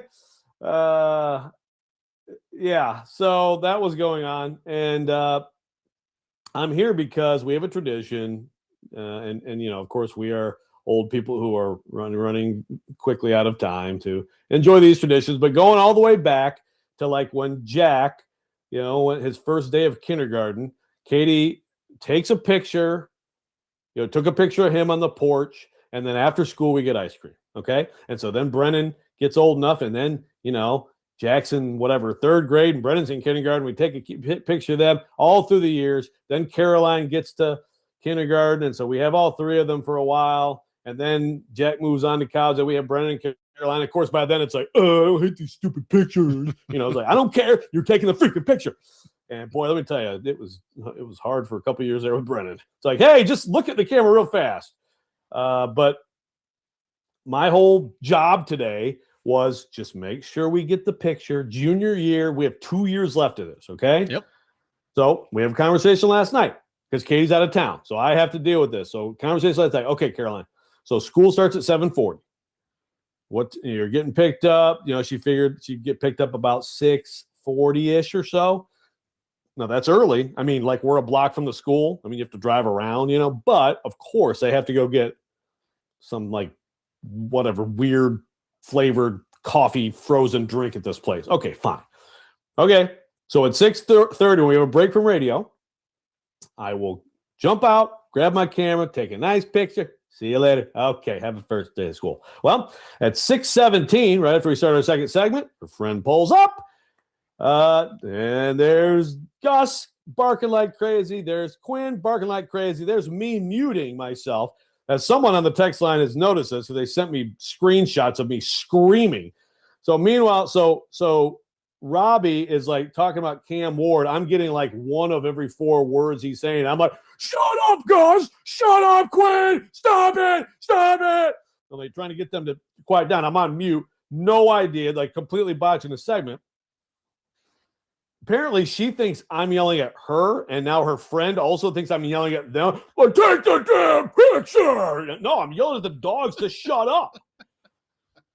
So Caroline, scrambles, has her friend take a picture. I haven't seen it. Whatever, she tried. They get out of here. Now Caroline's texting me like, you scared my friend. How could you yell at us? Like, I was yelling at the dogs to shut up. So anyway... Now I'm the psycho dad who yells at my daughter about taking a picture and scares her friend, and everybody's mad, and I screwed it up, and this is what happens when Katie leaves the house. We may not get ice cream. We may have to break the ice cream tradition too. I'm sorry. Well, I'm sorry. This is one of the benefits of when you're at home and I've got the Zoom feed up. I can see what's happening with you. Oh, we noticed. So we noticed. So like I saw you on mute yelling. So I just kept talking. I just kept talking about Cam Ward. I probably could have stopped. I probably could have stopped my point about a good minute and a half before I actually did. But I just kept going. And then I finally felt safe enough to hand it off to you. And Ian got in my ear right after that. Said, he's yelling at somebody. So we noticed it. It was fun. Well, and the thing is, it's like, no, I was wondering too. I was like, okay, keep it going. There you go. There you go. There you go. Keep it going. I was prepared to talk the whole time if I needed to. Yeah. And again, so the thing is, if the friend came, and obviously you hope it's quick picture, you hope it's during a break. Dogs are always going to bark, but then when the friend stops and then gets out of the car, and now it's an absolute Gus and Quinn are just losing their minds. I'm like, oh my gosh, no, not this. So really, you were yelling at the friend when it gets down to it. Well, I was yelling at the dogs to shut up. I mean, the friend, I guess, kind of caused it, but again, I'm not. Don't have to worry about them coming over to your house ever again. I'm not playing chess. If from now on, if you want to talk to Caroline, breaker, good buddy. Got Smokey on my tail. No, I mean, the friend did nothing wrong. No one, it's just timing didn't work out. You better hope that picture came out, Joe. Yeah, it better be good. You could be in big time trouble. She needs to put it in the group chat right now. I mean, we're talking years and years, 2 decades of stuff here. This could be a disaster. Down the tube. That's true, but would anyone actually notice if I took the picture after school? Like, how do we know? Years from now, as we go through all the cute pictures of the kids, like, how are we going to know that this was a picture taken in the afternoon? Well, timestamp. Where's the angle of the sun? Shadows. Yeah, well, I don't know. Yeah, I hope it's good. I probably should ask to see it. So, I'm sorry, Katie. So what you're saying is you may be totally screwed here. This could be bad for you. It could be, but again, you should have just told us to figure it out for 5 minutes, gone out there and taken the picture. We've done that. Yep. Yeah, I guess I could have done that, but I mean, I don't. I mean, you're already home today for the first day of school. To you guys to mess, you gotta. If you're gonna go in, you gotta go all in. Well, every now and then I'll look on the video feed and I can see Rexrode's just totally flustered about something. So that's my cue to just keep talking. Just keep going. So that's what I do. Usually just me, like, put my hands like, yeah, that's good. I'm glad that because honestly, I generally don't like, if it's me in there and you were home, I usually don't look. So I have no idea what's going on with you. So I'll just be like, Robbie, your point? And you're like, you have total chaos going on. Like, Robbie, every now and then, make a point, Robbie? Well, every now and then Joe does this thing where, like, we get a commercial break and Joe will wait until like 25 seconds are left in the break, and he decides that that's the time to get up and go like do stuff. So then I have to bring the video feed up to make sure that he's there. Otherwise, I could be talking to nobody. Yeah, there is that too. K-Dot points out that the Uber driver said, "Oh, that's the show that yells." Yeah. But again, I was just recreating my yelling from earlier. I did at least mute myself during that, right? Long fuse. Joe Rex Rage, somebody says online. I mean, there continues to be so many things we can do with your last name. It's great. Yeah. And many things have been done. Yeah. Someone says you need to write a book. Dad, first day of school, the Kentucky gas debacle. Yeah, no, there's a lot. I'm definitely a what not to do parent book is definitely in me. I would say so. Chad says, yeah, you're right. Katie will know. I don't know if so the sun the east is behind our house, so we face the west. So I think midday, because it is a half day. So I think midday, I don't think it would be that big of a difference. If it was later in the day when the sun's, like starting coming to set toward us, then that might be a problem. But I think if I hadn't freaked out and told Katie already that I screwed it up, then I might have been able to save this. But I can't not be honest, man. I can't. It's just a character fault of yours. Like you're honest Abe out there, pretty much. Exactly. Cut down the cherry tree. Also honest and whatever details. And honest, and also trying to pawn off the responsibility on Caroline. There's also that. Yeah. They're going half day the first day. Is that a thing? I didn't know that. Yep. Yeah. Just to ease in, I guess. So, I don't know how much you really get out of that, but I'm not complaining. I think it's good for the youngers. maybe the older kids probably could use a full day. The youngers to Just get ease into it. half day, get back into the routine, Makes sense. and then start again. Yeah. Kevin in Nashville says he worries about fireworks for Gus, but will then scream at them. Poor dogs. Can't win. Maybe that's what I should. Maybe I should have a firecracker on hand and just like blow one up. And they'll shut right up. We'll get these dogs quiet one way or the other. Cory Curtis from News 2 will be with us coming up next. Robby and Rexrode, 102.5 The Game.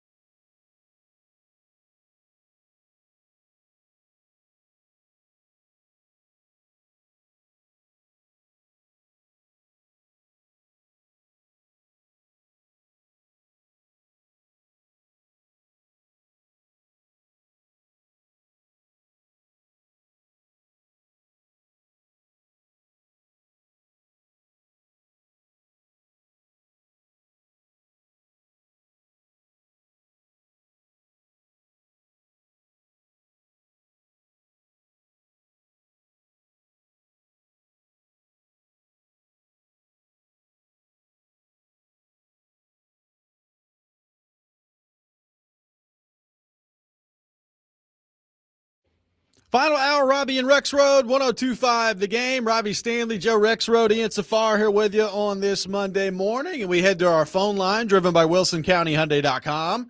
And welcoming our friend Cory Curtis to the program from News 2, presented by Tennessee Men's Clinic. Cory, good morning. How are you? Good morning. Final hour of the program makes it sound like the program will never be on again after this. Well, I guess there's no guarantee that it ever will, you know? I mean, we're day to day in this business. We're on the edge at all times. Never know when it may happen. Never know. That is so true. If we get Cory like swearing about the new T-Rack, that might be the end. That may be it. People are mad about this, Cory. People are mad about the changing of the mascot. Why? I don't know, but they are. My biggest takeaway from this is I guess I never realized that the original T-Rack really wasn't a raccoon until they made this new one that actually is a raccoon. What was it? I don't know. It kind of looks. We kind of debated that the other day. I mean, somebody earlier today said it kind of looked like a coyote version of the Hamburglar. I thought it looked last week. I looked as soon as I saw the transformation. I'm like, oh, so previously it was a woodchuck. What did you think all those years as you're doing sideline reporting and you're dapping up the old T-Rack? Did I dap up the old T-Rack? I hope at some point.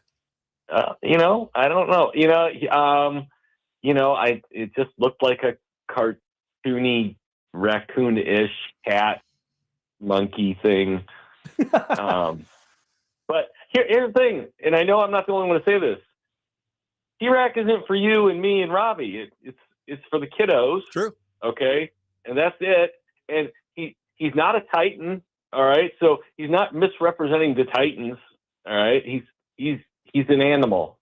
He's a fun-loving, trash-eating, dumpster-diving animal. That's right. Okay, and it's why anyone would choose to get upset about it. I mean, look, because you're right. If you want to be upset about things, get upset about things. And good Lord knows people like to get upset nowadays. They do. But I mean, if this is the mountain you want to die on, then have at it. Go for it. So, Cory, it feels like both Cam Ward and Carnell Tate starting to cook a little bit in training camp here. Yeah. And, it's training camp. That's the caveat that I put into basically everything this time of year. But it's good to see quarterbacks starting to hit a groove. Carnell Tate making some big plays over the weekend. So what do you make of that? And how much of this is just, in your opinion, comfortability with the offense starting to set in at this point in training camp? Well, yeah, I think it's comfortability with the offense, and I think it's guys, getting used to working with each other. I think it's probably more of Cam dialing in on exactly what they want him, to do. But it's also good players making plays. Okay, I think Cam had 3 touchdowns Friday night. I think he had another one yesterday. Or Carnell, I'm sorry. But you look at the one-handed catch that he makes. You look at the toe tapping touchdown that Gunner makes. You look at the touchdown that Chim makes, and I know that one was for Mitch Trubisky. But those are good players making plays for their quarterback, and that's not something we've seen a lot of the last few years.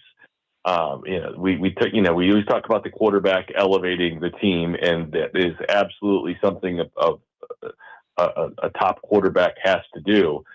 But guys also have to make plays. I mean, we've seen great quarterbacks for a long time give players a chance, and then those players come up with those plays for them. And now that the Titans have invested in some of those positions, how does Cam Ward's night look if Carnell doesn't pull in the one-hand grab and if Gunner doesn't make the toe tap touchdown in the end zone? It doesn't look as good. It probably still looks pretty good, but now it looks really good because guys made plays. And that's what this league is. It's about guys making plays. Totally agree. And a guy that we've talked about who's making plays, got hurt, came back, continued to make plays. Elikiah Manor, Cory. Yeah. Meanwhile, do you think it's plausible that he might just beat out Calvin Ridley, or am I overreacting here? We know Ridley's track record and talent level, but also his age, and Iomanner looks like he's taken a step. I've made this comment on numerous shows. I've probably made it on this one, that I would rather see Iomanner and DK out there. They're the future of this team, and I don't dislike Calvin Ridley, but he's 32 years old, 33 years old now. He's not the future of this team. This is realistically his last year with the team. And I understand you want to put as much around Cam as you can. I get it. But I also want to see those two young guys on the field. And if I were the Titans, I would be showing off Calvin Ridley as much as I can Tuesday and Thursday to a San Francisco team that could probably really use him. Cory, we've had this conversation with you over the years, and it feels like maybe it's creeping back in here a little bit, unfortunately. Oh, no. How concerned are you about field goal kicking at the moment? Well, I mean, apparently the Titans are a little concerned. Would they bring in 3 kickers over the weekend? Yep. Yeah. Well, I mean, look, Joey Sly has a huge leg, and I don't think he was terrible last year. He had a stretch during the season that wasn't great last year. I think they're just clearly sending him a message. Hey, we plan on being in games. We need a kicker who wins us those games. We are not good enough to get by with a mediocre kicker. We need, if it's a close game, you can be the difference. And, so you apply some pressure now. You bring in 3 kickers. Joey knows what that means. It means be good in San Francisco, or there'll be another kicker here, or you'll just be out. It is a pressure cooker position, and this is what NFL teams do. They apply the pressure on these kickers to be better. And so I think, what do you go 2 for 4 Friday night? Yep. Yeah. And, you got to be better than that. And that's what they're telling him. I mean, I'm sure he knows it, but now he really knows it. He's got to be good in San Francisco. Yeah, and he might. But the bottom line is, he's a journeyman he's played for half the teams in the league right now because he's an 81% career guy, right? Like, yeah, it's just not good enough. I mean, I guess you could say this for any team, but I look at this team and I just think small margin for error. Probably if they're gonna win, they're probably gonna win some defensive kind of low scoring sort of games where one kick can be critical. It's tough to see this. I mean, he kind of is what he is, but what do you do long term, Cory? I mean, we've seen this franchise really, for the most part. I mean, Nick Folk gave him some good, a couple good years, but not be able to figure this out long term. And we talked earlier on the show, like maybe they need to, use a 5th round or 6th round or whatever at some point. But a lot of teams have done that, and it hasn't worked out. Well, I mean, how many teams actually draft their kicker? Not a ton. It doesn't happen as much anymore. Yeah. I mean, you think about like the most successful Titans kickers. You brought Nick Folk, who's been around a long time, but always been extremely accurate.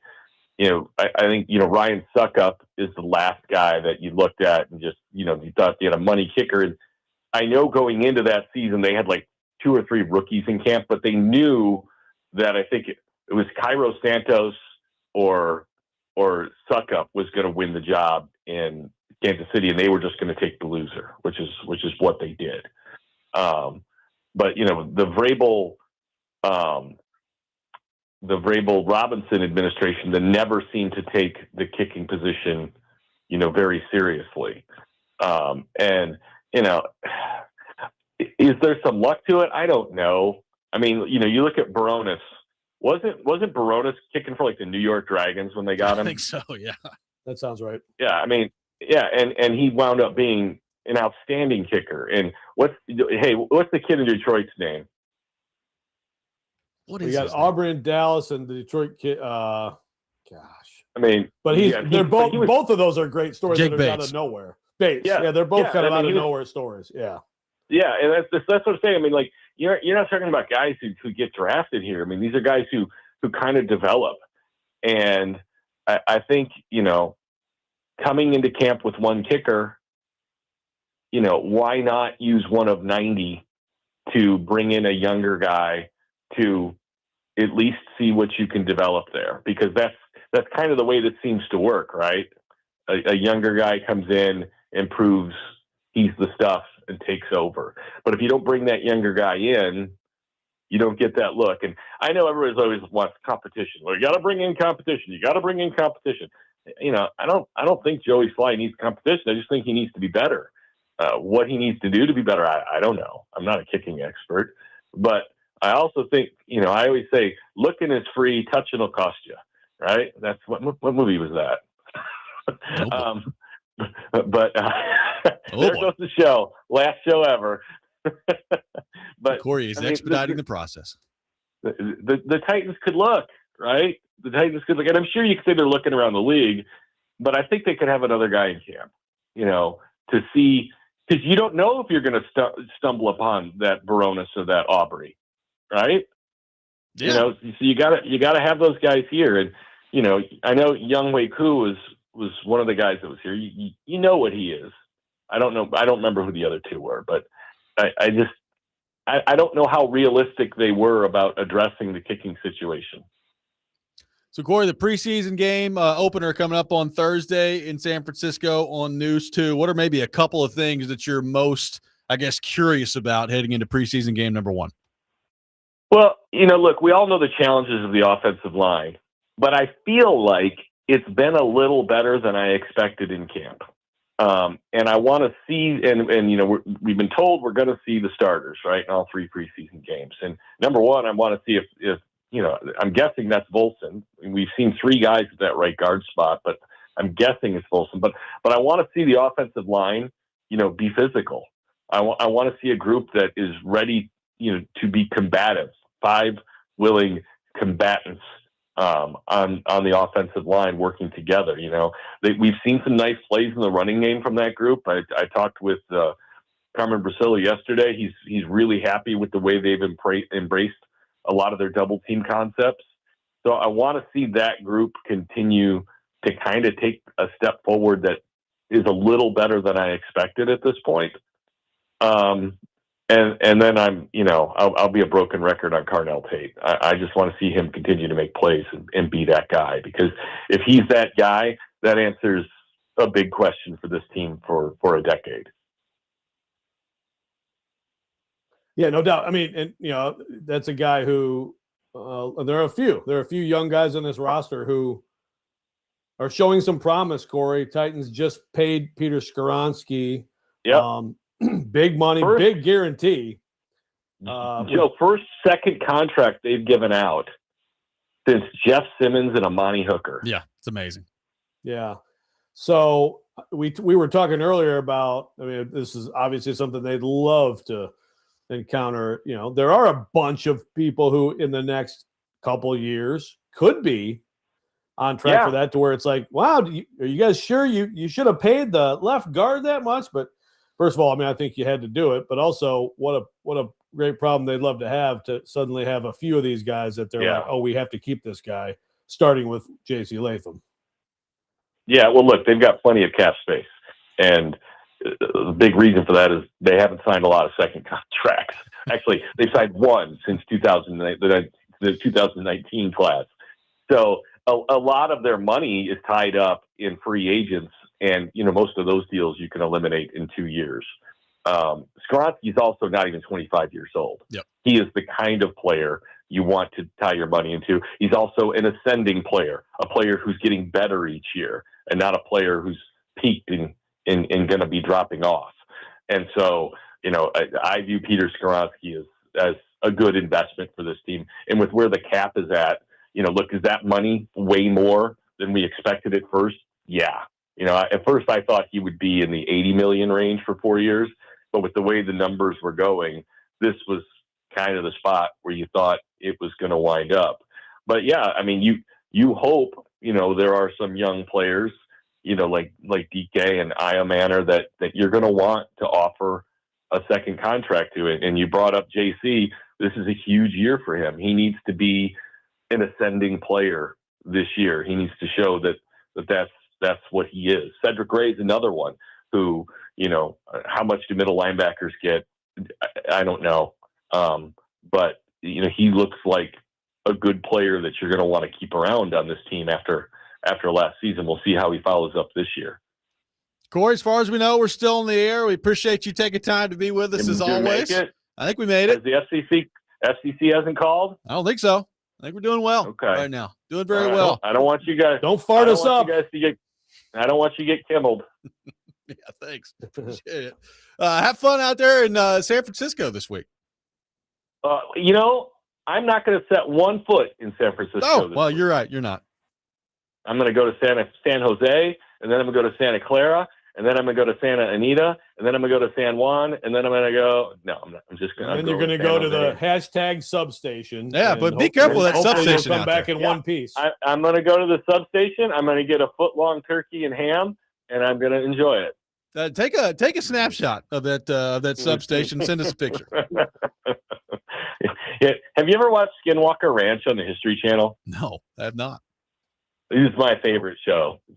It's about a bizarre ranch in Utah where just strange stuff happens, and they get all these strange like radiation and electric wave measurements and everything.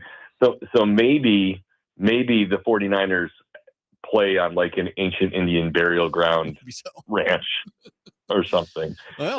So next week the History Channel will have The Secret of Skinwalker Ranch, followed by The Curse of Santa Clara. God, I'm hoping against hope no Titans get hurt at this practice this week because it's all people are going to talk about if they do.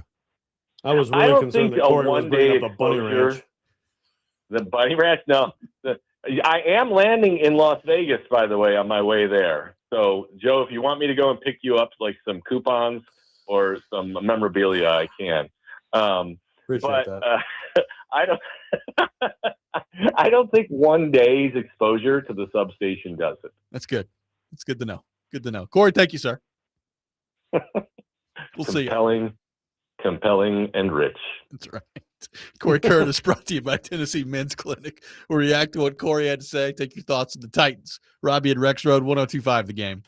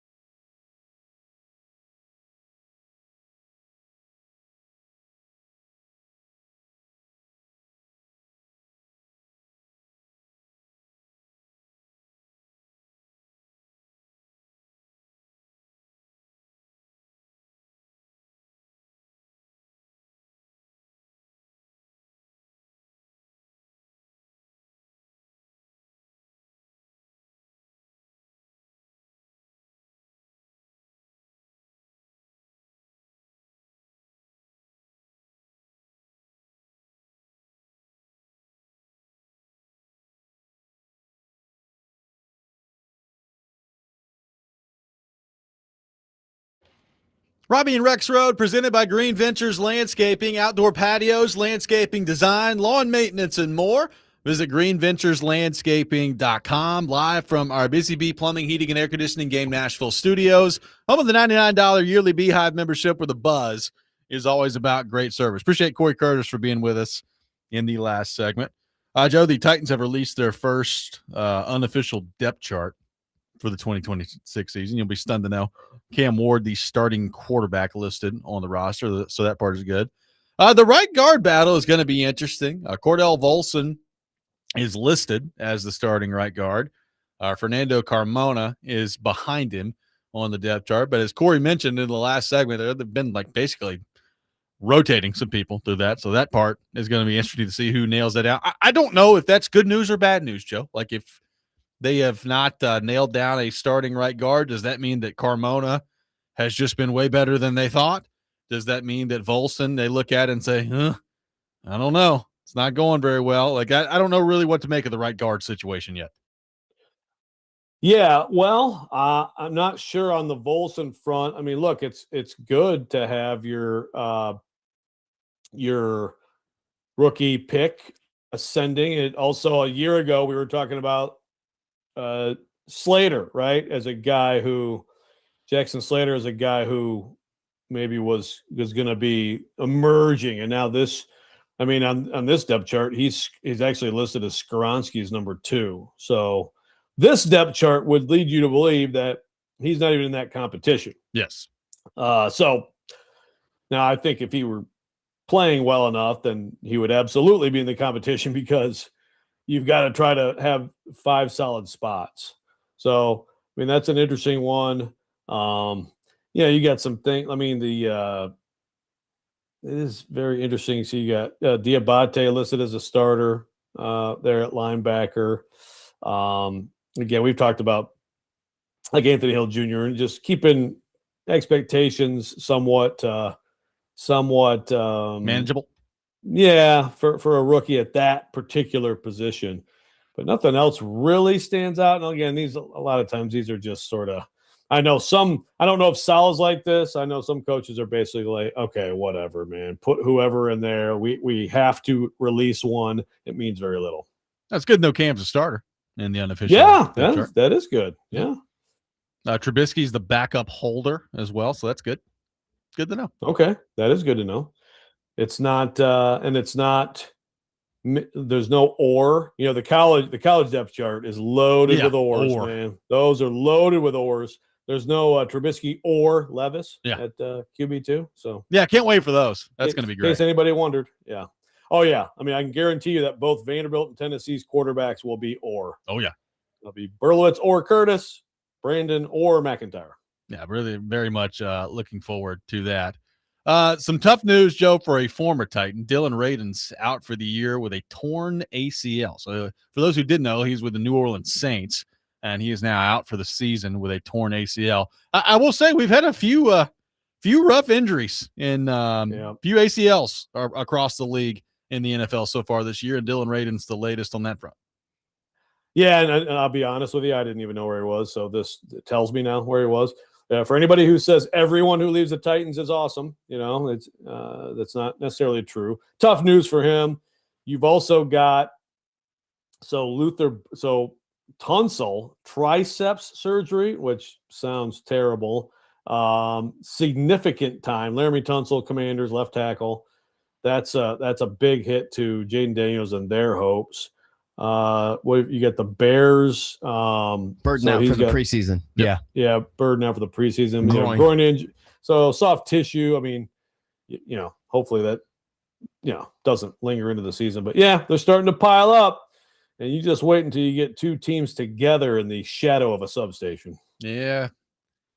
If there's ever a practice I need Titans players to stay healthy in, it would be that one. If I could pick one, be that one coming up on I guess Wednesday. I mean, I know Charles about like they're going to move or whatever. Like they have to move because it doesn't matter. Like you're going to have a ton of injuries in the NFL, and they'll never hear the end of it. Now they're going to become the healthiest team in the league when they move practice facilities. Go practice on the beach.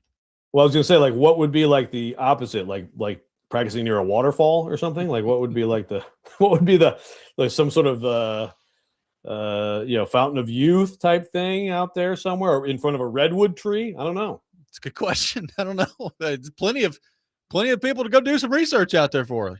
They've hired scientists. Just go identify another spot for you. Yeah. By the way, Teddy Bridgewater, as someone texted, Yes. retires to the Lions. That brings up a question I have to ask, Okay. Robbie, about the Titans. All right, we'll get into that coming up next. By the way, didn't Josh Dobbs end up Yes. there? So Dobbs replacing Bridgewater. He did. And that's a good move, but I still have this question. All right, we'll get into that coming up next. 615-737-1025. Robby and Rexrode, 1025 The Game.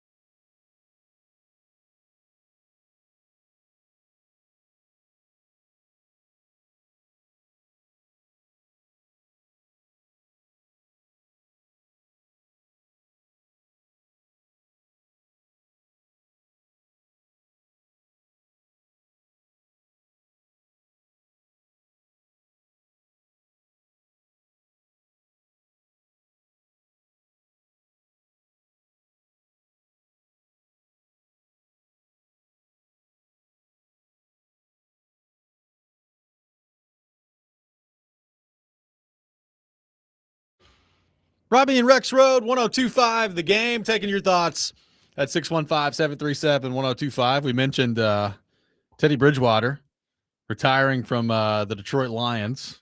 Josh Dobbs has been signed. It leads Rexrode to a question. Well, and Dobbs is a nice pickup, as we know. He's going to end up, by the time his career is done, he'll have probably played for half the teams in the NFL. He's a great add to a locker room. He can come out and he can make plays, and he was a super quick study here with the Titans and almost won the division for them in a hell of an atmosphere in Jacksonville in prime time. Well, and if the team pilot has a medical emergency in the air, he can fly the plane too. That's also good.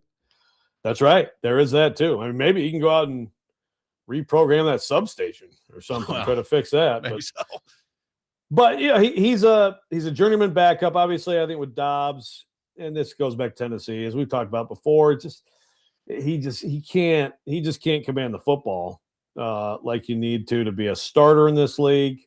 He's an erratic passer, and so there's a limitation there. I wonder, and going into camp, you knew there would be either injuries or whatever. This is a retirement, but you knew somebody out there was going to lose QB2. And while this is a quick response, I do wonder if the Lions would be one of those teams that looks at it and says, okay, we know Dobbs is a backup. You count him. Previously, we had Hendon Hooker, another Tennessee quarterback. They love the Tennessee quarterbacks until they don't. But that he was the developmental prospect, as we know, and as we see here, it just didn't work out. It doesn't look like it's going to work out. Would the Lions, if Will Levis plays well, and he's going to have to, all of a sudden we got video clips of him stumbling around and falling on his butt, and things aren't going well. But if he plays well this week in this game and in future games this preseason, would the Lions be one of those teams say, you know what, it's possible he could put it all together? There is a lot of physical talent there, and Jared Goff's not playing forever. Why not take a flyer? I mean, I could see them being the type of team with no other young developmental QB around that would look at it and say, sure, we'll give us 6.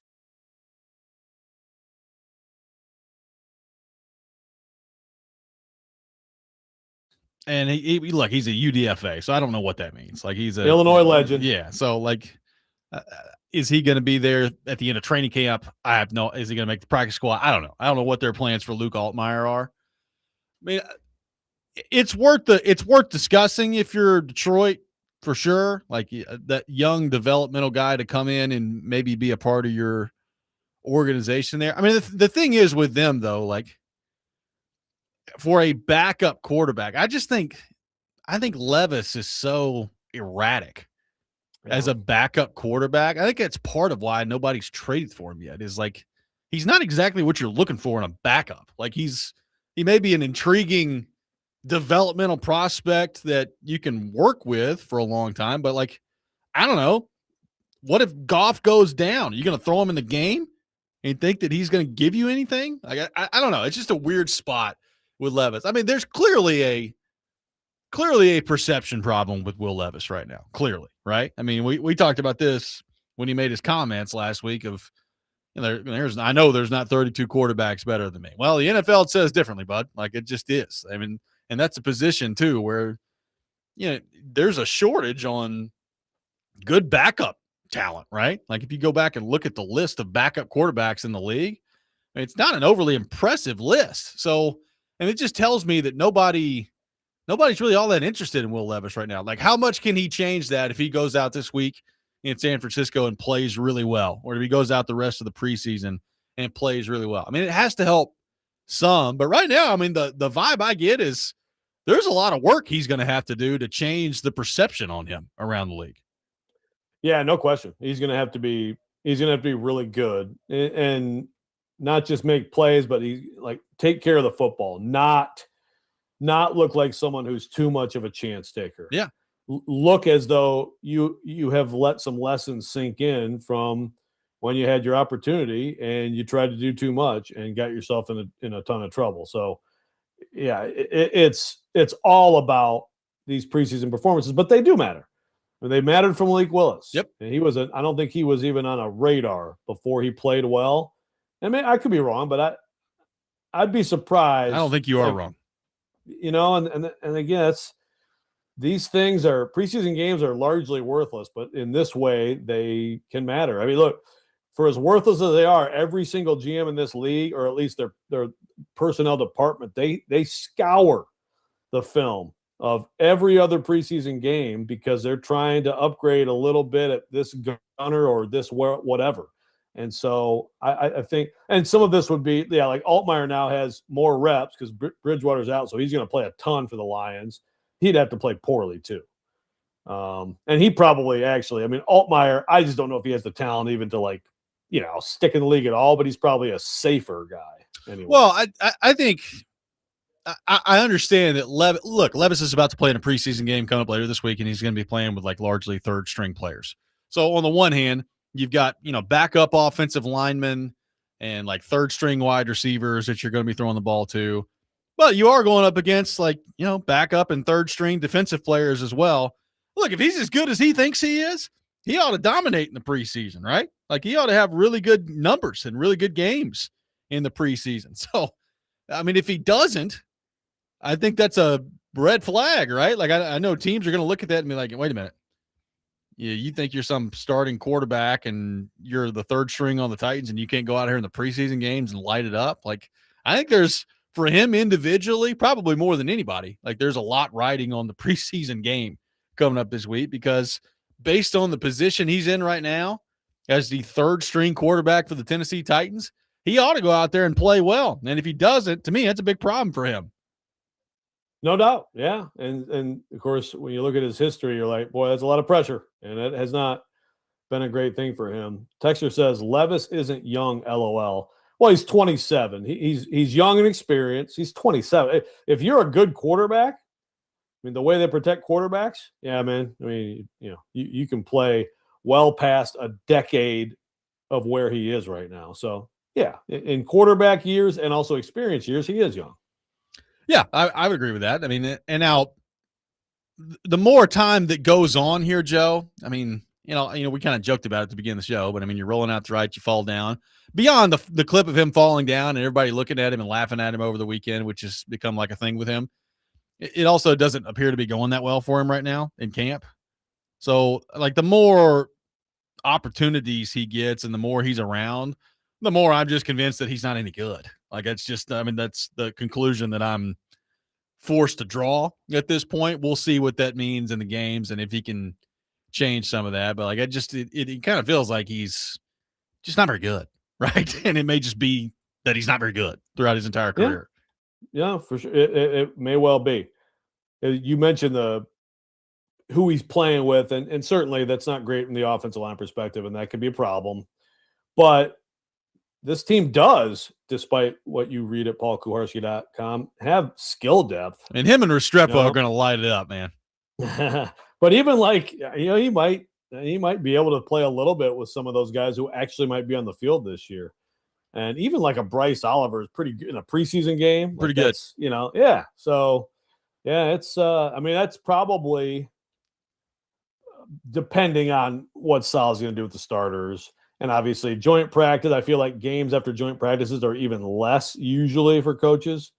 So I would say the Levis angle is probably the most interesting thing about this first preseason game. How much would you play Trubisky if you're Saleh?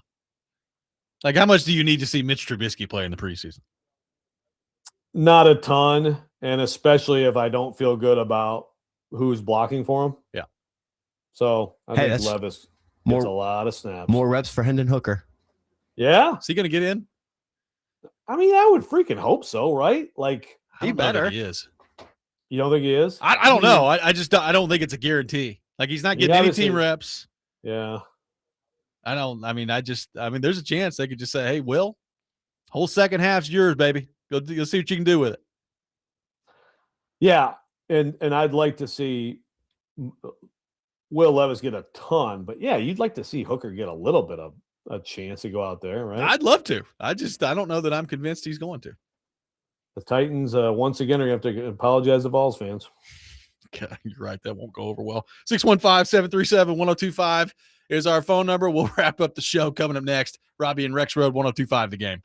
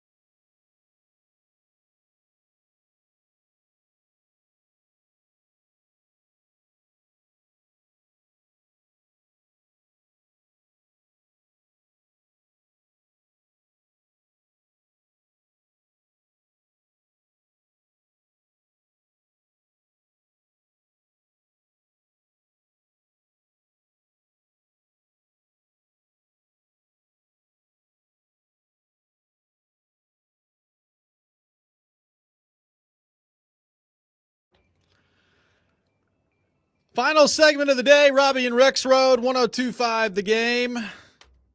Joe Rexrode, Will Levis's chief defender on the text line, driven by WilsonCountyHyundai.com. I wouldn't say that. Good to see you fighting the good fight, Joe. Yeah, I'm more with you. I mean, right now, there's no real indication that he's good. I do have a texter who's coming back to me and said, 27 is not young, or there's not much more development to be had. And my point back to him was 2 summers ago, Sam Darnold was 27. At that point, he was a bust. Yep. He was a guy hoping to be a QB2 in this league.